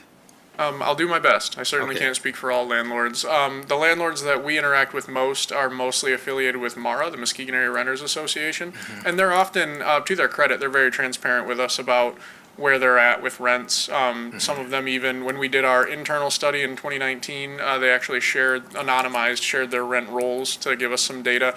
And what we're seeing is effectively they're charging what the market will bear, which is what they're designed to do. It's a money-making enterprise. That has resulted in substantial rent inflation in the city and the region really, but the city as well. And maybe it's felt, definitely I think it's been felt a little bit more in our city because we have a large cohort of like working class folks that, it was commonplace to be able to rent a 3-bedroom, 2-bathroom house in most of our neighborhoods for the $750 to $900 range. And I myself have an elderly relative in the NIMS neighborhood that started in a 2-bedroom, 1-bathroom duplex at $906 a month. And I think they're pushing 1,200. And so this is the one method we have to really take some pressure off of that rent inflation. And because, to your point, Michigan is one of several states that specifically does not allow by statute rent control of any kind. This is effectively a tax abatement. It's saying, okay, you're going to give us 10% of your gross shelter rents for 15 years instead of paying property taxes. And in exchange for that, you have to keep to these MISHTA rents for your unit size between the 80 to 120% AMI table that MISTA sets for each county. It's not rent control in the traditional sense. It's a threshold on the rent limit that people can charge if they take that deal. Okay. Hypothetically speaking, if some of these associations are using that type of software where algorithms inflate rent, is there something that the city can do about that? I have no knowledge of them collectively using an algorithm. I know that they communicate with one another, and it's an association. It's a business association. That's kind of what they're for. I have no knowledge of any algorithmic approach to rent setting in the city. We have some multifamily stock that is owned by large national partners, and I'm quite sure that they do market analyses, so single project market analysis to determine what they could charge for rent. But as to what the city can do, I think agreements like this are exactly what we can do, combined with, on the multifamily side, doing the best we can to be sophisticated and partnering with developers on LIHTC development to make sure we do have many units of housing in the city that are thresholded in what they can charge for rent based on someone's income, because that's really the only control in Michigan that we have to ensure that units, have a certain affordability component. All right. Thank you. Yeah, thank you. Yeah. Commissioner German, anything else to ask or add, commissioners? All right. I heard you address the question, Mr. Jenkins' question from earlier during public comment with regard to history of Green Development Ventures and also distinguishing from Green Rabbit. Did you speak to our purchase price or how we price these and the standards in the which we lots. apply? Certainly, yep. So the lots we have a lot sale policy that is on the development services section of the website, along with our residential vacant properties map. So that's a really cool interactive map if you haven't seen it. It's GIS based, and if you pull it up, it's got the city broken down by all the neighborhoods, and it's got a series of orange dots. As you zoom in, those dots become polygons of the actual lots in the city. And if they're orange, that means that they're available for residential construction, and you can click on them, and not only will it give you the lot dimensions and what its zoning is, but will also give you what's called the estimated true cash value. The lot sale policy dictates that we sell the lot for 75% of that true cash value based on Muskegon County Assessor's Office. From there, if folks meet the milestones in the lot purchase agreement, which you've seen in front of you multiple times, having that house built within 18 months, they can earn up to an 80% rebate on that sale price if they build the homes in a timely fashion and get the C of O. And so effectively, it starts as 75% of true cash value, and it ends up being 20% of 75% of true cash value by the end of the policy. If they meet all the so requirements for the rebating. So in a nutshell, all of city-owned lots are publicly available on a website. People can query them. They can search on a map. They can identify them, and then they can see what the current true cash value is, and they understand that our policy for staff recommendations to the city commission is for any lot sales for such lot sales to be sold at 75% of true cash value, with the potential for rebating if they meet certain. With delivery of a house. Yep. Okay, thank you. All right, unless there's anything else to ask or add, commissioners? Roll call, please. Commissioner German, Yes. Commissioner Gorman, Yes. Commissioner Cochin, Yes. Vice Mayor St. Clair, Yes. Mayor Johnson, Yes. Commissioner Kilgo. Yes. Motion passes. Thank you. Thank you. Thank you. All right, we have no unfinished business, but we're going to move on to new business, and that's a service agreement with CityWise Software. So that we may proceed, may I have a motion, commissioners? I move to approve the service and license agreement between CityWise Software LLC and the City of Muskegon as presented, and authorize the mayor and clerk to sign. Support. All right, we have a motion by Commissioner Cochin, supported by Vice Mayor St. Clair. And are you? Hello. Good evening, Mr. Smet. So we're gonna first hear from our director Ekholm, and he's gonna report on this item, and then we'll give you opportunity to chime in as well and address any questions that the commission may have. Good evening again. So before you, under new business, we have a service and licensing agreement between Citywise Software LLC and the City of Muskegon. Citywise approached us several months ago. Now, we hope to have them on the agenda a little earlier, but some things coincided with some time-sensitive stuff on the Shaw Walker project, and they've been very patient, and I appreciate that. So I'm excited about this. This is a free service for the city where we can effectively have a more localized version of it, like an apartments.com concept that has a lower cost barrier to entry for landlords and property owners to list their units for rent.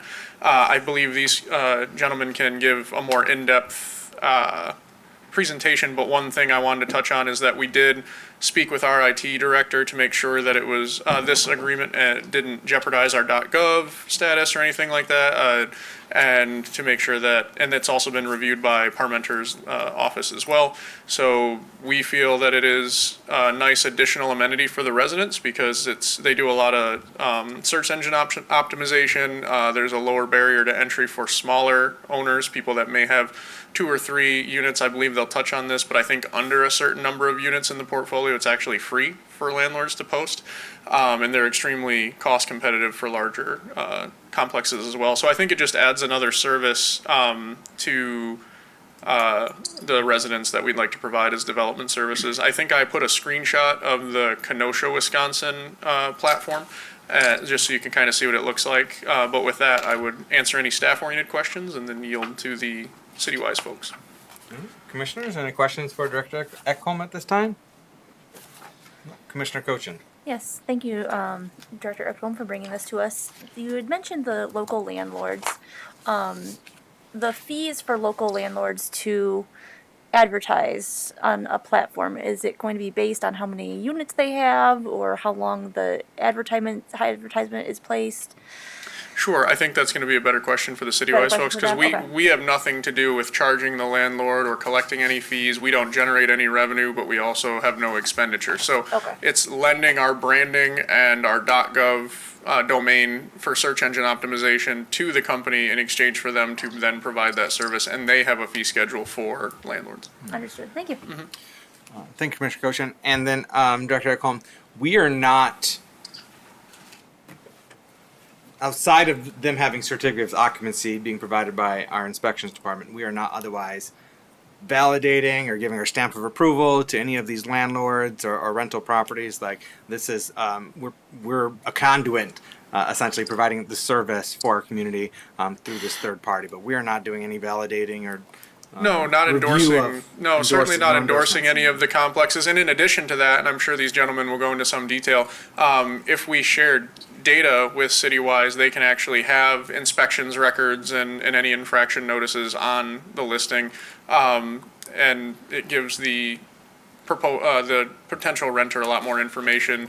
So I think it's up to us as to how robust we want to make that service for that potential renter. But we certainly, having them on there, it's a site that is, hosted and maintained by Citywise. We're not endorsing any of these landlords. We're just making it easier for people to find rental housing in the community. Okay, thank you. All right, let's hear from the Citywise team. We'll just introduce ourselves first. My name is Jeremy Schmidt, and I, like Jake said, met with Director Ekholm back originally in March, and excited to kind of share this with you, and I'll throw it to my partner, Dom. Hey everybody, Dominic Anslone, I'm the CEO of Citywise. And Jeremy, should I just give a background, you think, here, or do you want to? Yeah, if you want to maybe just give a background, a little bit about how we got here, and then I can kind of talk about, what I've talked about with Director Ekholm. Perfect. So I'll start from the very beginning because I think it's helpful for context for what we're doing here today. 13 years ago in college at UW Whitewater, Jeremy and I built a company called College Pads. And basically, College Pads was trying to solve the needs of students going to find affordable housing off campus. The problem was when you would go look on apartments.com or Zillow, all you would see were the luxury apartments in the market that spent a lot of money on advertising. And so I went to the university and I said, why doesn't the university launch a platform that would have the brand power of the university to bring all the landlords, not just the luxury, but the affordable properties onto one platform that the students could then use. And so what we did is we built platforms using the university domain, their .edu domain, and using their logos. And it worked in a big way. So today we're partnered with most universities around the country at College Pads. There's about 5 million students a year who use those platforms to find housing. The University of Michigan's a good example of a platform that's very successful doing that. About a year ago, we decided to launch a new company, Citywise, that we're here today with. And we have the same value proposition in that when you go to find housing in almost any city in the country, you go to Zillow and Apartments.com. They're the main internet listing services that are out there today.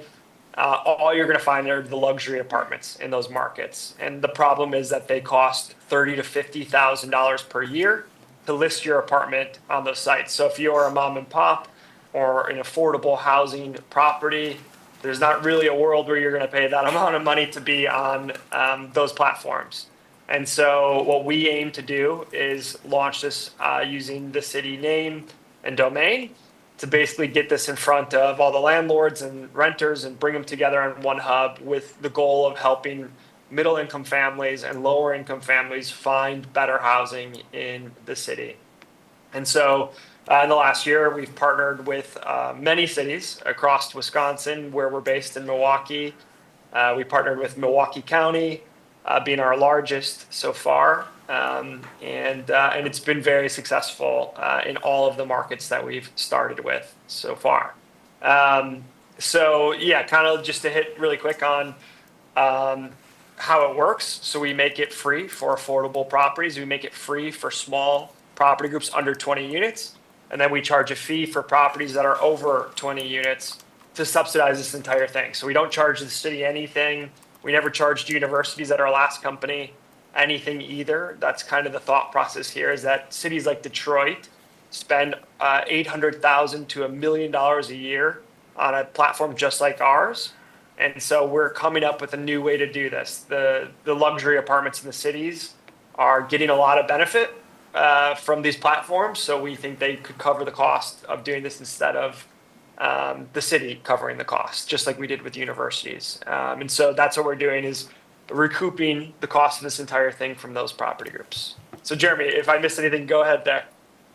Yeah, and when I met with Director Ekholm and Jocelyn Hines back in March, and then again throughout the late spring and early summer, I was kind of really taken by their dedication to data and making data-driven decisions, especially in the affordable housing area.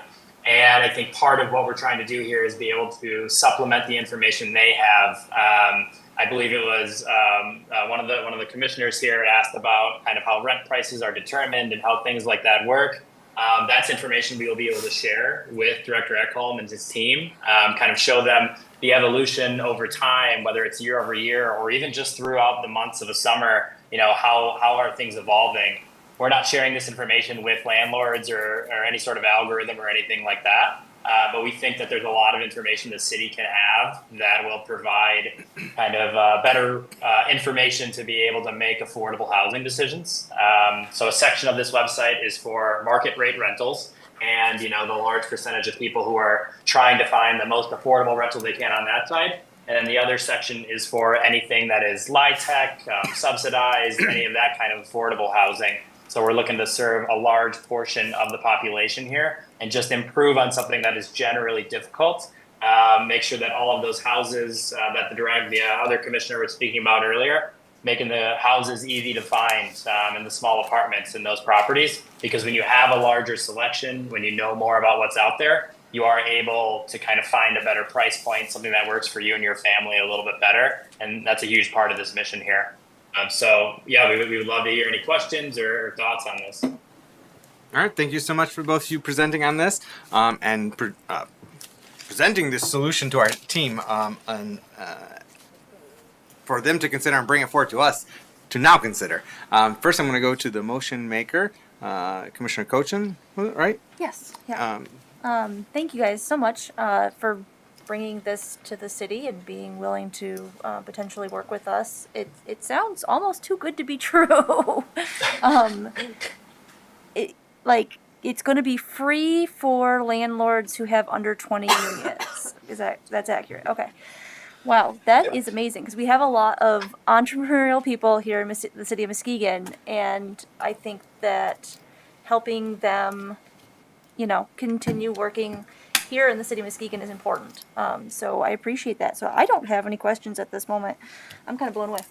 Thank you, Commissioner Cochin. Vice Mayor St. Clair. Thank you. I had a conversation with a couple of landlords during the short-term rental discussion run-up that we had, and one of the things that they brought to my attention was how difficult it was for them to get their apartments found. And they had, a half a dozen smaller apartments and were having a really hard time finding where to advertise. And in the course of that conversation, they asked me, hey, is there something the city can do? Like, can they do can they do anything?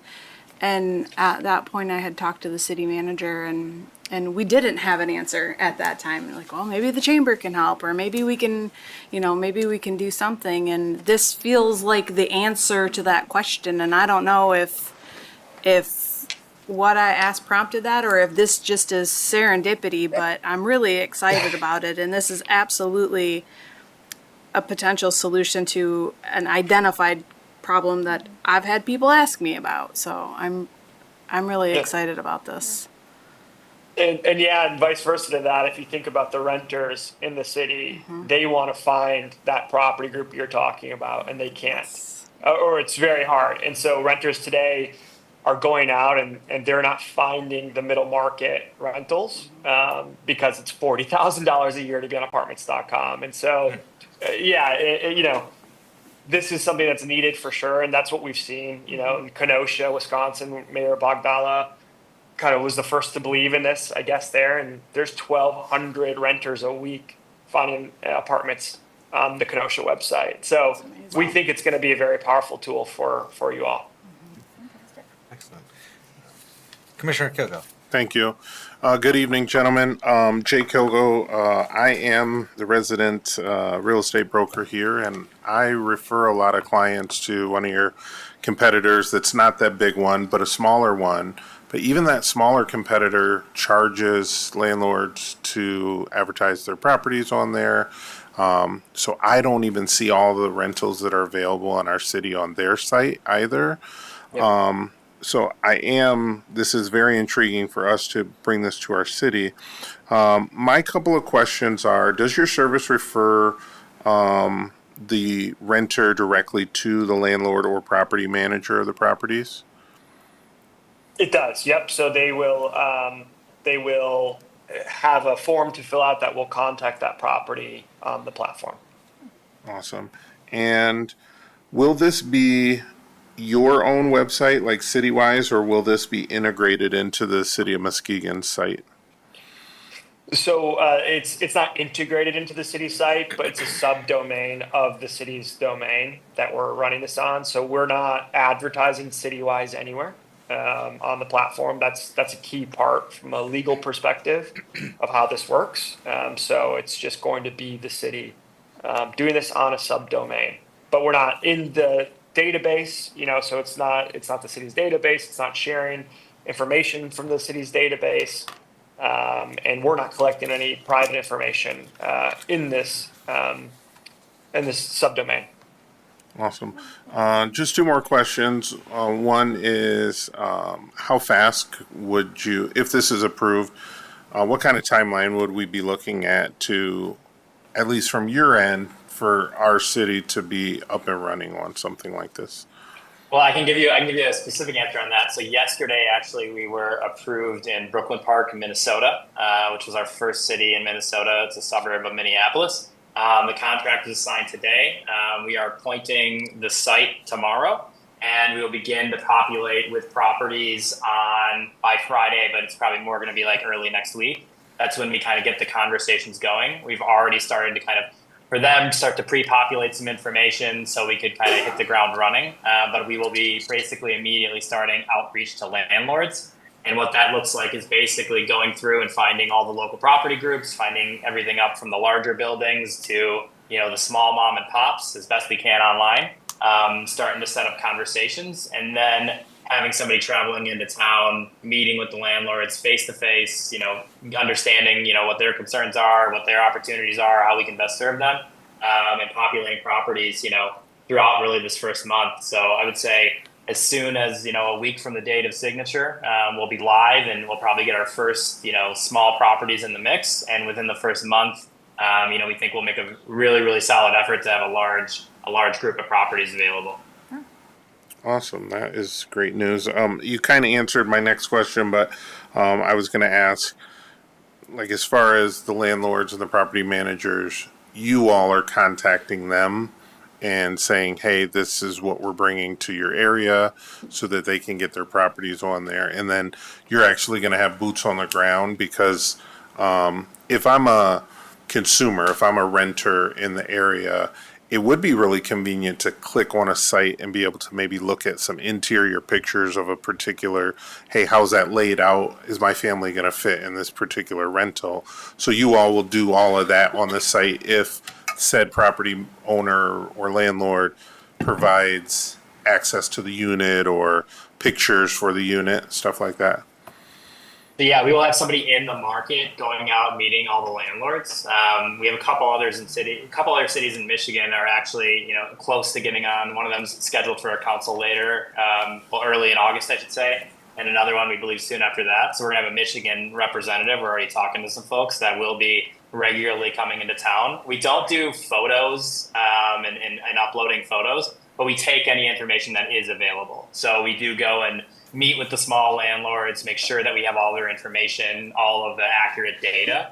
If they don't have any photos, we will at least get, a screenshot from, Google Maps or something so people can understand what it looks like on the outside. Most landlords generally do have some sort of interior photography, but the key part is that boots on the ground and getting to know the landlords and walking around, seeing, you can find a lot online, but there's a lot that you have to see the for rent signs or see the sign on the building or something. And having done this, at over, 150 college campuses across the country, we're very familiar getting into the areas and the markets and, working with management companies, big and small. We work with over 20,000 management companies nationally. And we're based in the Midwest, and, we're going to have somebody in Michigan. I'm in Chicago, Dominic's in Milwaukee. So, we're very familiar with kind of the Midwestern rental markets, and, we're excited to get into Muskegon and start helping people out. Well, you have to take a boat and take the lake over and come see us sometime. But no, really, gentlemen, thank you for joining us this evening. I hope to see this grow not only in Muskegon, but I hope to see your company grow nationally so you can be all over the country. Thank you. Thank you. Thank you. All right, Commissioner Gorman or Commissioner German, anything to ask or add? Okay. Does your service provide or include any kind of scoring or qualitative evaluation that either you provide of the properties being rented or otherwise enable tenants to provide any kind of evaluation just to help give further context as people are searching for apartments? So we don't allow. Go ahead. Sorry. Go ahead, Jerry. You got it. I was going to say, we don't allow for any sort of commenting or anything to that nature because this is not, we're not looking to create a public forum because we are working on the city's website. So there's not going to be a review process or anything. We provide the best data available. So for example, we will provide something akin to like a walking type score, where it will say it's within X miles of a coffee shop or, whatever the case may be. But there's no ability to give feedback. When Director Ekholm mentioned earlier, we do with Kenosha, for example, have code enforcement data integrated into that site because we feel like that's the truest sense of what is this property like and is there any serious issues. And for example, when I speak about data, we pulled some data from the Kenosha site to see properties with over 15 violations had contacts to them that was much lower than the percentage of them that existed on the site. So we see that as kind of an indicator that, people are seeing this information and trying to make a decision where they're like, maybe that's not the right property for me. And it's based nothing. It's not feedback or feelings or anything. It's truly just based on the data that exists. And that's something that we're continuing to work with Director Ekholm's team and talking through, is that a good fit and how can we make sure we're getting the best information possible to renters? Excellent. Now, I like that approach, providing more objective context and insights into the properties versus potentially opening up to very subjective and you could have someone with an axe to grind that isn't necessarily legitimate. So I appreciate that, and I am intrigued how we might be able to facilitate that and what that looks like as a city as we move this forward. But that's not part of this contract right now, but that's something that could be incorporated into this service in the future. Right? Okay. Correct. Well, if there's nothing else from my fellow commissioners, I wish to thank you, gentlemen, for joining us this evening, your patience sitting through this meeting, and wish you best of luck in your growing your business. And sounds like we're going to be approving it here, so I look forward to seeing this service being rolled out here and our community utilizing and benefiting from it. And one other thing that I was thinking of how this really complements the work we're doing that we've done with zoning reform to allow more duplexes and accessory dwelling units. So as our current property owners are able to add on a secondary unit or an ADU, like now they'll have access to this service at no cost to rent their property. So I really like that and see how this supports and complements the work that we're doing in our city already. So thank you, gentlemen. Awesome. We appreciate you having us, and I will say, having sat through this, a lot of really thoughtful conversation that everyone had about all the topics, and it was a pleasure to watch and learn kind of how people are thinking about all these things. Thank you. Take care and be well. All right, I guess we're gonna go to vote. Although maybe we should have waited until they could stay on the Zoom. They could have seen the vote. But they can watch it on live stream. I'll text him. All right, roll call, please. Commissioner German, Yes. Commissioner Gorman, Yes. Commissioner Cochin, Yes. Vice Mayor St. Clair. Yes. Mayor Johnson, Yes. Commissioner Kilgo. Yes. Motion passes. Thank you. Thank you. All right, moving on to any other business. Vice Mayor St. Clair. I wanted to share something. Following the commission meeting last week, or the last commission meeting, I was singled out on Facebook for the unanimous decision by the commission on the water rates. My words were taken out of context to misrepresent me in a pretty clear attempt at rage bait. The post was initiated by someone who used to support me and no longer does. That happens, and I'm not mad about it. People feel what they feel, and they're entitled to that.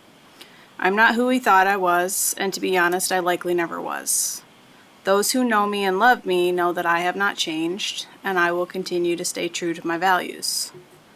Because of how I was portrayed by the author of the post, there was a great deal of traction and public comment, some of which was aimed to do harm and to intimidate. My feelings are pretty hard to hurt, and I signed on for this, so I don't expect to be spared when people are mad about something that I vote on. Where I'm struggling is with the racist and homophobic and transphobic attacks on my family and the effects on those who love me. I'm also concerned with how this will impact future candidates considering a run for office.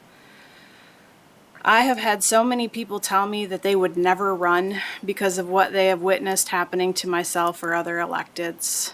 Contrary to some people's beliefs, local elected officials are not raking in big dollars for the job.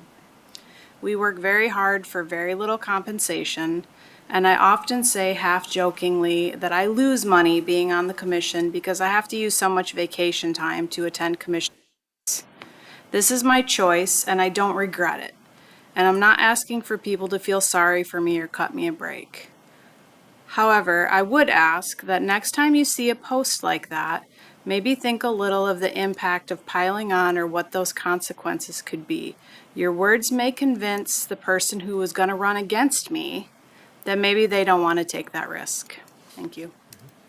Thank you, Vice Mayor St. Clair. I appreciate you sharing that perspective, and more importantly, I appreciate your partnership and your public service. Commissioner Kilgo. Thank you. First, I'd like to say I fully support Vice Mayor's words very much. Thank you. But I'd like to share with the manager's office, the Lakeshore Drive rehabilitation conversation was this week. I attended really early because I had something else I had to get to, so I was like there before our DPW staff and others even started. But I had public, recognize me as an elected official and ask me questions like, "Hey, is this set in stone already?" I think that I just would like to share with our management staff, if it is like, hey, this is something the city's decided to do, we're going to take away the parking here and do X, Y, and Z. If like the commissioners could just get a heads up ahead of time, if we already know that we're going to do something. If this is like, hey, we're not going to bring this to commission and vote on it, I understand that. It happens, there's discretion with all different departments. But I just kind of had the moment because I didn't know and I couldn't answer that question. So that, if I may give some context. So as my understanding of that open house was a desire by our staff to be extra proactive and engage the community even earlier on than we have in the past. So engineering had not been done and has not been done on this project, and that the information was shared was conceptual to get feedback from the community here, any concerns they have, and incorporate their thoughts, wishes, and wants and worries as they move forward. And so now they will look at putting it more meat on the bone, so to speak, and something will ultimately be presented to the city commission for us to review and vote. And I imagine there may be an additional engagement that coincides with that, but I'm not certain. I don't know if you have further details to share. I do not, actually, but I would expect that if we're gathering information to get input on what the design should look like, that there absolutely would be additional engagement planned. Do you have anything to add on this topic? Kindly introduce yourself. Of course, my name is Deborah Sweet. I'm the city's community engagement manager. Currently outlined on our Connect Muskegon page for the Lakeshore Drive reconstruction project. They will begin the lead service line letters and communication with our residents as soon as next month. So they wanted to have some sort of communication prior to those letters going out to let people know the general idea of the plans. The next scheduled in-person engagement for the Lakeshore Drive open house is the February 2026 annual road construction project open house that's held at DPW. So community members and such will be able to attend that and review those plans and get more specific details about those changes at that time. Thank you. Thank you, Miss Santiago Sweet. All right. Any other? Yes, Commissioner Kochan. I got a couple things, but the first thing I wanted to mention was in that same vein as Commissioner Kilgo had mentioned, and I did want to share some encouraging things I heard at the very end, because I was not able to go early on. I had to go later, and while I was there, they were wrapping up, and I heard one of the staff members, kind of grumble about how they didn't want to change things, and I heard our director say, well, that depends on what the citizens say. So I firmly believe that we are listening to our citizens, especially in this instance. So I'm very happy to report that I heard that. Beyond that, I wanted to share a couple of opportunities for community members to come out and enjoy some fun things that we have coming up. One is the Pooch Parade in Glenside. That's tomorrow at 6 p.m. at the McGrath Bandshell. There's dogs from all over the city that are going to be there. You don't have to be from Glenside. It's a free event. There's going to be hot dogs, dog gelato, fun things. And then also our National Night Out, which expanded last year to include the entire city in one location. And we had a lot of positive feedback. It was a lot of fun. I was in the dunk tank last year. I won't be this year because of my ankle, but it's it's on Tuesday, August 5th. Today. At 6 p.m. at Marshfield. So come on out, have some fun, guys. Did you get the time? Yeah. Okay. I wrote the time, but not the date. Okay. Anything else, commissioners, to bring up under any other business? I just wanted to circle back on a topic that we discussed earlier and voted on, which was regarding the zoning over in the Lakeside form-based code. And I just want, and it's just something to share, because this is ultimately, this all we did tonight, and it's going to come back to us for a second read. All we did tonight was allowing marinas to be permitted in form-based code, lakeside mixed residential districts that are on Muskegon Lake. And so there was talk of potentially building these multi-units, and that's something separate, and that individual properties would need to be rezoned to enable those to be constructed. And there was some talk of view sheds, and I think that's very important. And I mentioned a particular property because that's where I was fixated on, because that property was referenced in the packet. And that particular property, there is no view of the lake because it's obstructed by landscaping and fencing and structures and the like. However, there are other properties that could end up being rezoned that would have that concern come to consideration. So I wanted to acknowledge that, but also if there's a way that as we are evaluating those potential rezonings to accommodate more housing, which I think we very much want more housing, if there's a way that we can incorporate into the rezoning preserving or creating view sheds on Muskegon Lake, because we're carving out an exception for marinas when it's on Muskegon Lake. Is there something else that we can do a carve out to protect or expand view sheds on Muskegon Lake? And so I would welcome staff consideration of that and exploring potential ways to accommodate that. That could be brought to the commission for consideration. So I just wanted to share that. All right. We're going to move on to general public comment now. First up, we have Lowell Kirksey joining us from the Nelson neighborhood. Welcome, sir. You have up to 3 minutes to provide your remarks. Good evening. Haven't done this in a while. The reason I'm here today is to speak concerning the Muskegon Public School softball diamond. There are some serious concerns that we in the Campus Heritage Historic District have expressed to each other. And if you know, that was the former site for St. Jean's. And on that corner, you have 3rd, which runs into the field. You have Jefferson Street that runs along the side of the field. Sanford that runs along the back side of the outfield. And Strong along the side. We're concerned about the risk factors. With softball, you're talking about a 9-inch diameter ball and the impact it might have on those cars that are parked, cars that are moving along that road, pedestrians that are walking along the sidewalks, and to the property owners.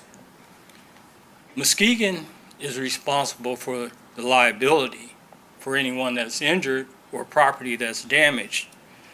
But if you look at the field, and I'd encourage you to go by there and take a look at it, the dimensions are really not that well designed for that community and for the residents. The home plate is in the wrong place. The suggestion is that it should have been in the southwest. It's in the northeast, completely opposite. The distance from the dugouts to the road or the sidewalk is approximately 28 feet. We're concerned about the fact that there may not be enough buffer or fencing to contain the balls that come off that field. Anything traveling from a bat, they call that exit velocity, could be traveling at 50 to 80 miles an hour. If it hits your car, hits a human or a home, it's going to do damage. And I hope that the city can work together with Muskegon Public Schools manager Mike Sell. We've had a discussion to help mitigate this problem so that our community is protected, that our public safety is taken into account, and that we don't have to worry every time we go by that corner when games are going on and teams are practicing of getting hit. And I hope that you discuss that and advocate for us and for our community. Thank you. Thank you, Mr. Kirksey. Appreciate you joining us this evening. Next, we have Angel Kuhn, joining us from Holton, and also by way of Midtown. Welcome. You have up to 3 minutes to provide your remarks. Perfect. Thank you. My name is Angel Kuhn. I'm a mother, veteran, a business owner here in the downtown area. The business is called Earthwise, and it's known as the Creative Collective for the community. We're a community-based space, a wellness-based space, and we work to provide a place for people of all walks of life to come. We honor inclusivity, and we honor that people feel safe within our walls. We're not just about providing resources for the personal life, but also for the entrepreneur, the business-minded type, the people that often have an idea but sometimes struggle to get across the finish line. We are definitely a healthy alternative to isolation, addiction, and unsafe gatherings. We support neurodivergent individuals, night shift workers, artists, youth. We bring people together in a safe and intentional way.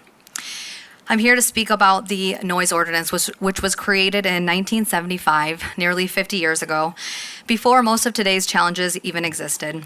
I believe that this does not reflect our current economic, cultural, or community reality, and that it's out of step with how Muskegon has evolved, especially our creative economy.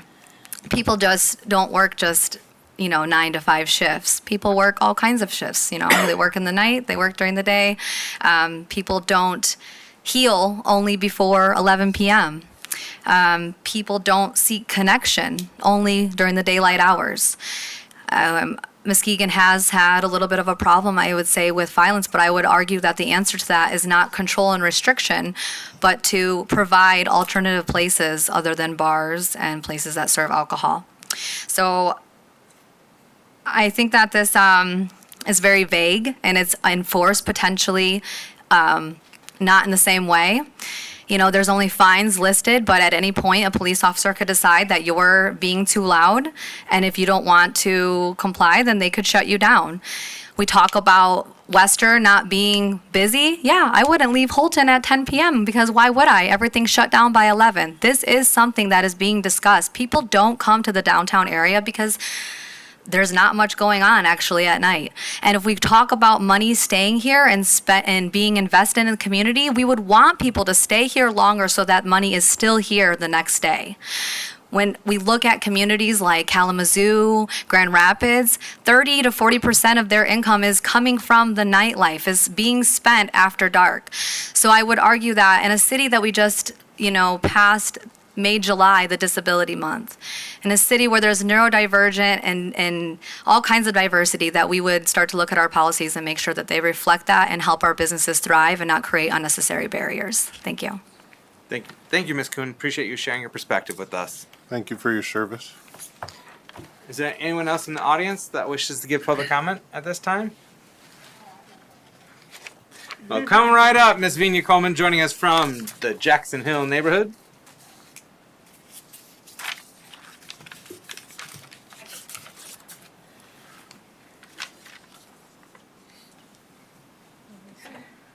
I just had a comment or an idea. Since you are giving, since a lot of developers are coming in here and you giving them like tax write-offs or whatever you guys give them, isn't there a way you can give them those subsidies and whatever and tie it to an apprenticeship with the youth in the neighborhood? So if you're gonna build like an apartment building for the summer, have some of the Muskegon High School students sign on apprenticeship, like learning to be a plumber, which is about to go by the wayside. Nobody wants to be a plumber. Electrician or carpentry, and that would give them kids a skill. I know we have, what is it, MCEC? We have all that, but I don't know if Muskegon Public Schools kids even go there. And it would keep some of these kids off the street, because once you work a hard job, you are not going to be out there acting a fool because you're going to be too tired. And that's the truth. That's all I want to say. They coming in here building and stuff. start contributing to our community, and the youth is the community. Thank you. Thank you, Ms. Vina. Appreciate you joining us. Anyone else in the audience? All right. No more takers from the audience. We're going to go to the phones. That's 231-724-6721. This is general public comment, an opportunity for you to share your perspective and thoughts and input with the commission. This is not a time for Q&A or back and forth or dialogue. We can arrange that separately. If you're calling in, please turn down any audio in the background. State your name. And if you are a City of Muskegon resident, which neighborhood you reside in. And if you're not a City of Muskegon resident, which other township, village, or city you live in.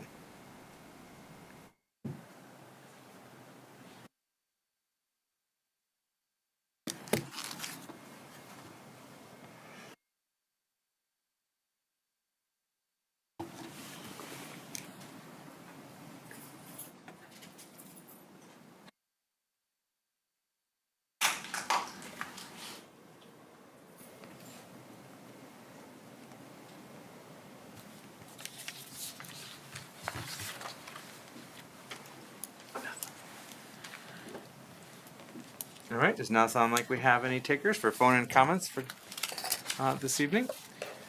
Commissioners, I would entertain a motion. Motion to adjourn. All right, we have motion by Vice Mayor St. Clair, supported by Commissioner Cochin to adjourn. All in favor, please indicate by saying aye. Aye. All opposed, same sign. Thank you. Take care and be well.